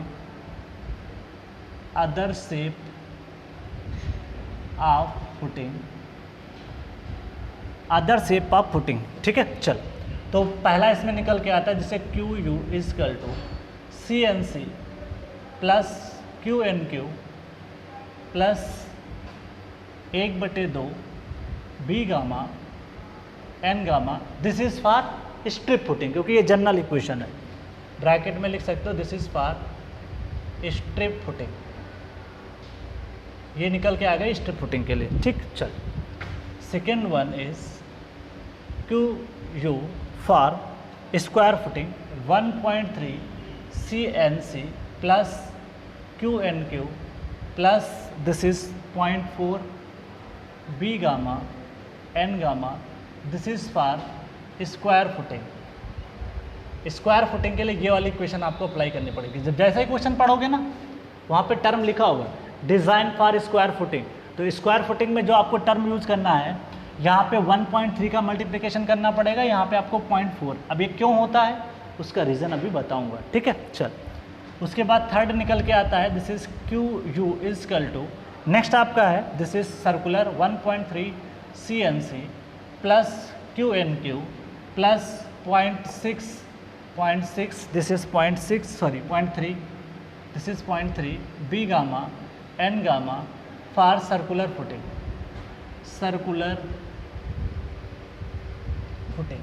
circular footing माना, और ध्यान रखिएगा यहाँ पे बी बराबर हम लोग लिखेंगे डायामीटर। जो सर्कुलर फुटिंग का जो डायामीटर होगा उसको हम लोग विड्थ की जगह पे पुट अप करेंगे, ठीक है, तो ध्यान रखिएगा। नेक्स्ट निकल के आता है fourth one is Q U equal to, ये फैक्टर है 1 + 0.3 बी बाई एल। ये एक जनरल रेक्टेंगुलर बोल सकते हो या राफ्ट फुटिंग के लिए होगा, तो इसको हम लोग डराइव भी कर सकते हैं 1 + 0.3 बी बाई एल। ओके, ये करो। उसके बाद में C N C plus Q N Q, इसमें कोई फैक्टर नहीं आता, प्लस दिस इज़ 1/2, ये तो पहला वाला फैक्टर है 1/2 वाला, ठीक है, इसको 1/2 तो लिखने दे दो, ब्रैकेट में 1 माइनस ये 1/2 यही वाला same 1 - 0.2 B by L into B gamma N gamma. तो इस तरीके से आप लिख सकते हो फॉर, ये किसके लिए हो जाएगा, for rectangular this is for rectangular या राफ्ट फुटिंग के लिए हो जाएगा, राफ्ट फुटिंग के लिए। तो ये बात आपके लिए इंपॉर्टेंट है। अब आप इसमें डराइव भी कर सकते हो, चाहो तो आप डराइव कर सकते हो। सपोज दैट कि आप मान लो स्क्वायर फुटिंग है, तो स्क्वायर फुटिंग में जो लेंथ होती है और विड्थ दोनों क्या होती है, बराबर होती है। तो लेंथ बराबर विड्थ पुट करोगे तो एल बराबर बी जब पुट करोगे, तो मैं सॉल्व करके भी दिखा सकता हूँ।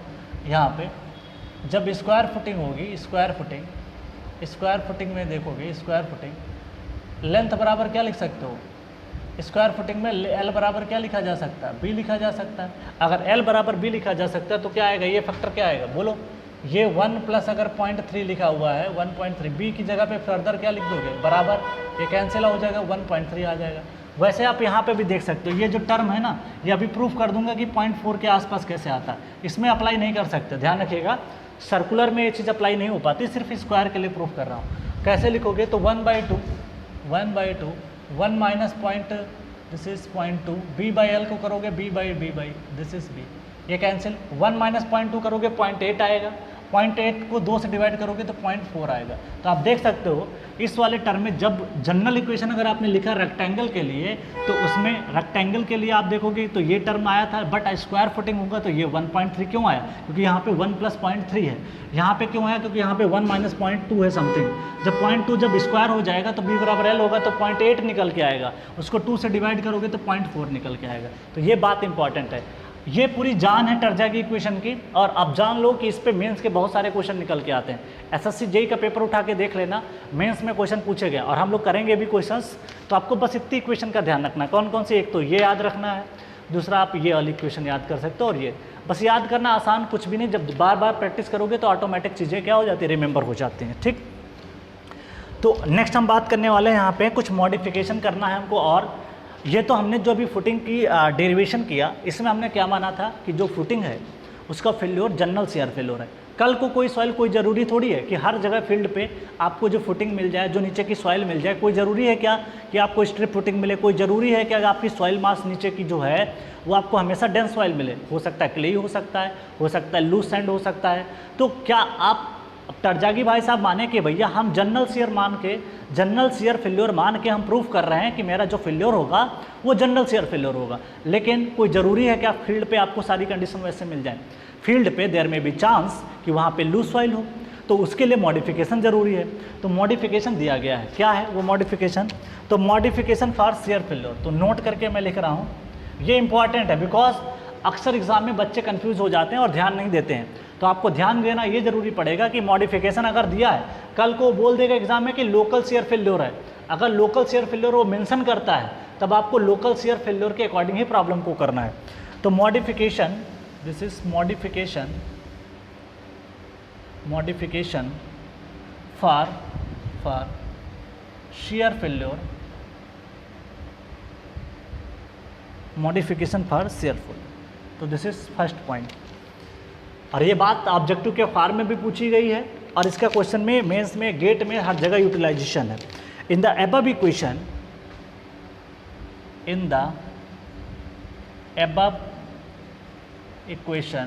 अबव इक्वेशन का मतलब समझ रहे हो? ये जो स्ट्रिप फुटिंग के लिए लिखा, ये सारी जो इक्वेशन लिखी, इन्हीं को बोल रहे हैं above equation. In the above equation general share failure, general share, ध्यान रखिएगा यहाँ पे मैंने जो पॉइंट लिखा है फॉर रेक्टेंगुलर और राफ्ट फुटिंग लिखा है, तो ध्यान रखिएगा, वहाँ पे हो सकता है आपको दिखाई ना पड़ रहा हो तो मैं बोल देता हूँ। चलो, तो this is for general share failure, is considered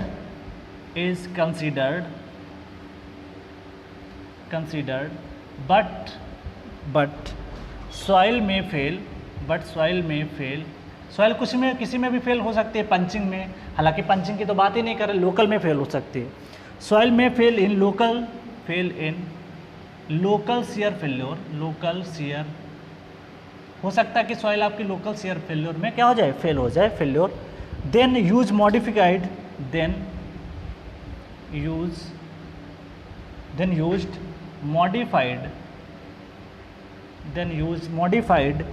share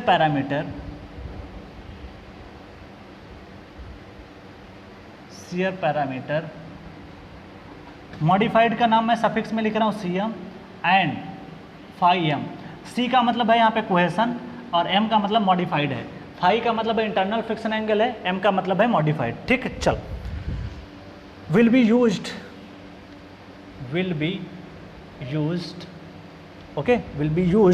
for calculation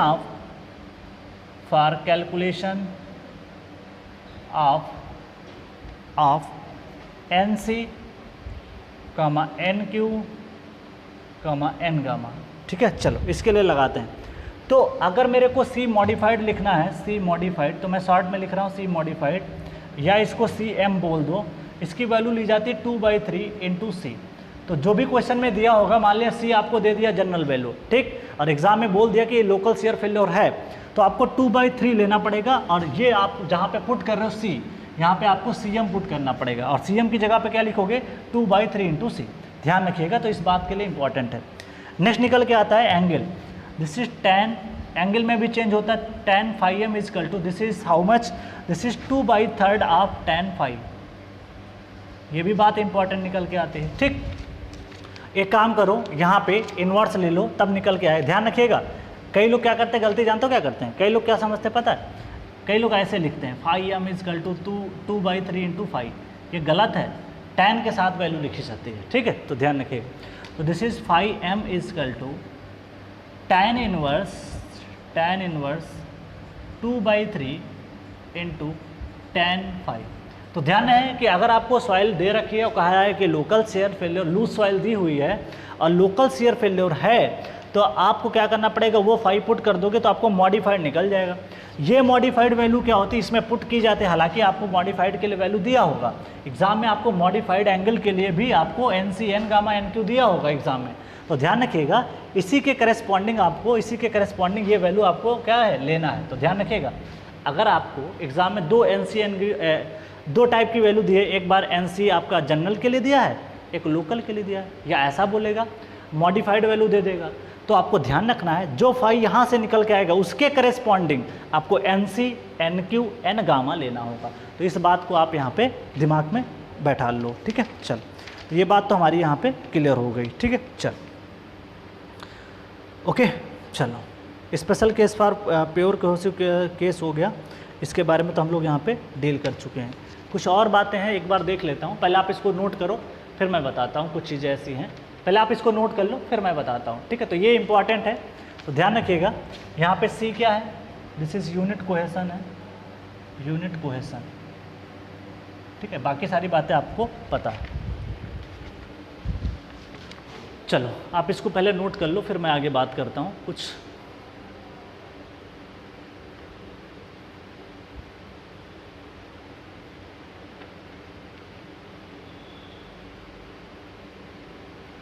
तो आप इसको पहले नोट कर लो फिर आगे देखते हैं क्या करना है।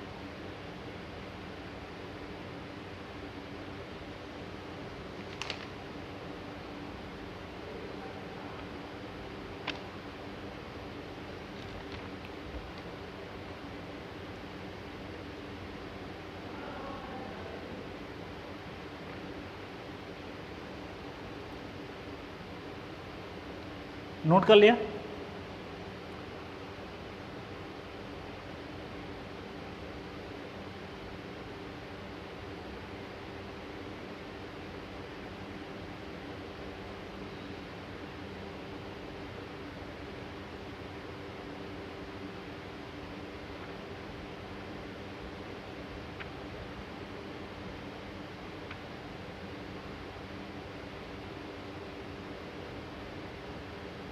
चलो आगे बढ़े फिर।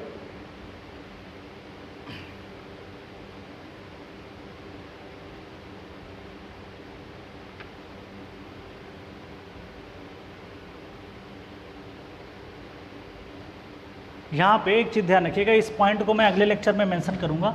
ये जो पॉइंट है NC, ठीक है, तो इस पॉइंट को अभी आप यहाँ पे 0 छोड़ दीजिए, मैं अगले लेक्चर में आपको बता दूंगा। तो यहाँ पे आप स्पेस छोड़ दीजिएगा, इस पर थोड़ा सा डाउट आ रहा था तो इस चीज़ को थोड़ा सा मैं क्लियर कर दूंगा बाद में, ठीक है। तो इस चीज़ को जो है आप ध्यान रखिएगा, इस पॉइंट को एक बार मैं दोबारा बताऊंगा अगले लेक्चर में। तो ये जो पॉइंट है आपका NC वाला, ये वाला पॉइंट दोबारा मैं आपको एक बार क्लियर कर दूंगा। तो प्लीज़ ये सारी चीज़ें आप एक बार अच्छे से क्लियर कर लीजिएगा, अगले लेक्चर में इसका यूटिलाइजेशन है, ठीक है। इन सब के बारे में अच्छे से नोट कर लीजिएगा। और ये वाला जो पॉइंट है मैं अगले लेक्चर में डिटेल में डिस्कस कर दूंगा। इस पर कुछ और पॉइंट निकल के आते हैं, इसलिए इसको आप यहाँ पे छोड़ दीजिएगा अभी के लिए। अगर लिखा भी है तो इसको अभी आप कट कर सकते हो। अगले लेक्चर में इसको जैसे लेक्चर में स्टार्ट करूँगा तो वहाँ पे एक बार आपको ये वाली बात समझा दूँगा, ठीक है। तो यहाँ पे कुछ चीज़ कॉम्प्लेक्सिटी है तो उसको मैं अलग अलग सॉइल के लिए, जैसे आपकी सॉइल का एंगल क्या होता है उसके लिए C की वैल्यू बता दूँगा, NC की वैल्यू सॉरी। तो 2-3 वैल्यू वहाँ पे समझाना है, इसलिए उसको एक साथ समझाऊँगा, इसलिए इसको आप यहाँ पे अभी कट कर सकते हो। तो नेक्स्ट लेक्चर में हम लोग बात करेंगे जो सॉइल के बारे में है, इसका अगला पार्ट है वाटर टेबल का इफेक्ट के बारे में बात करेंगे, क्योंकि वाटर टेबल का जो इफेक्ट है उस पर भी क्वेश्चन निकल के आते हैं, ठीक है। वो मेंस में ही पूछा जाता है, प्रीलिम्स में कम पूछे जाते हैं, बट मेंस में आपको ये ध्यान रखना है क्योंकि मेंस का क्वेश्चन मेरे को 20 नंबर चाहिए इस टॉपिक से, और वो 20 नंबर आपके जाने नहीं चाहिए किसी भी कीमत पे। तो ज़्यादा टफ है ही नहीं, 1-2 इक्वेशन याद रखने, इसी से क्वेश्चन निकाल देंगे आपका। और सारा आपने पहले से पढ़ रखा है, गामा निकालना आपने पढ़ रखा है, सारे फैक्टर्स आपको पता है। तो आज के लिए फ्रेंड्स इतने ही रखते हैं, नेक्स्ट लेक्चर में मिलते हैं, इस बात को हम दोबारा वहाँ पे डिस्कस कर लेंगे। तो बिल्कुल भी परेशान नहीं होता, किसी भी चीज़ पे मेरे को लगता है कि अगर भैया ये चीज़ गलत हो सकती है तो उस चीज़ को मैं अगले लेक्चर में एक्सप्लेन कर सकता हूँ। तो कोई भी चीज़ आपको मैं गलत नहीं देना चाहता हूँ, क्योंकि कोई भी चीज़ अगर गलत जाएगी तो उस गलत चीज़ को दिमाग में बैठ जाएगा तो फिर वो चीज़ें आपको हमेशा परेशान करेंगी। तो इस पॉइंट को मैं दोबारा मेंशन कर दूँगा, ठीक है। तो thank you, I love you.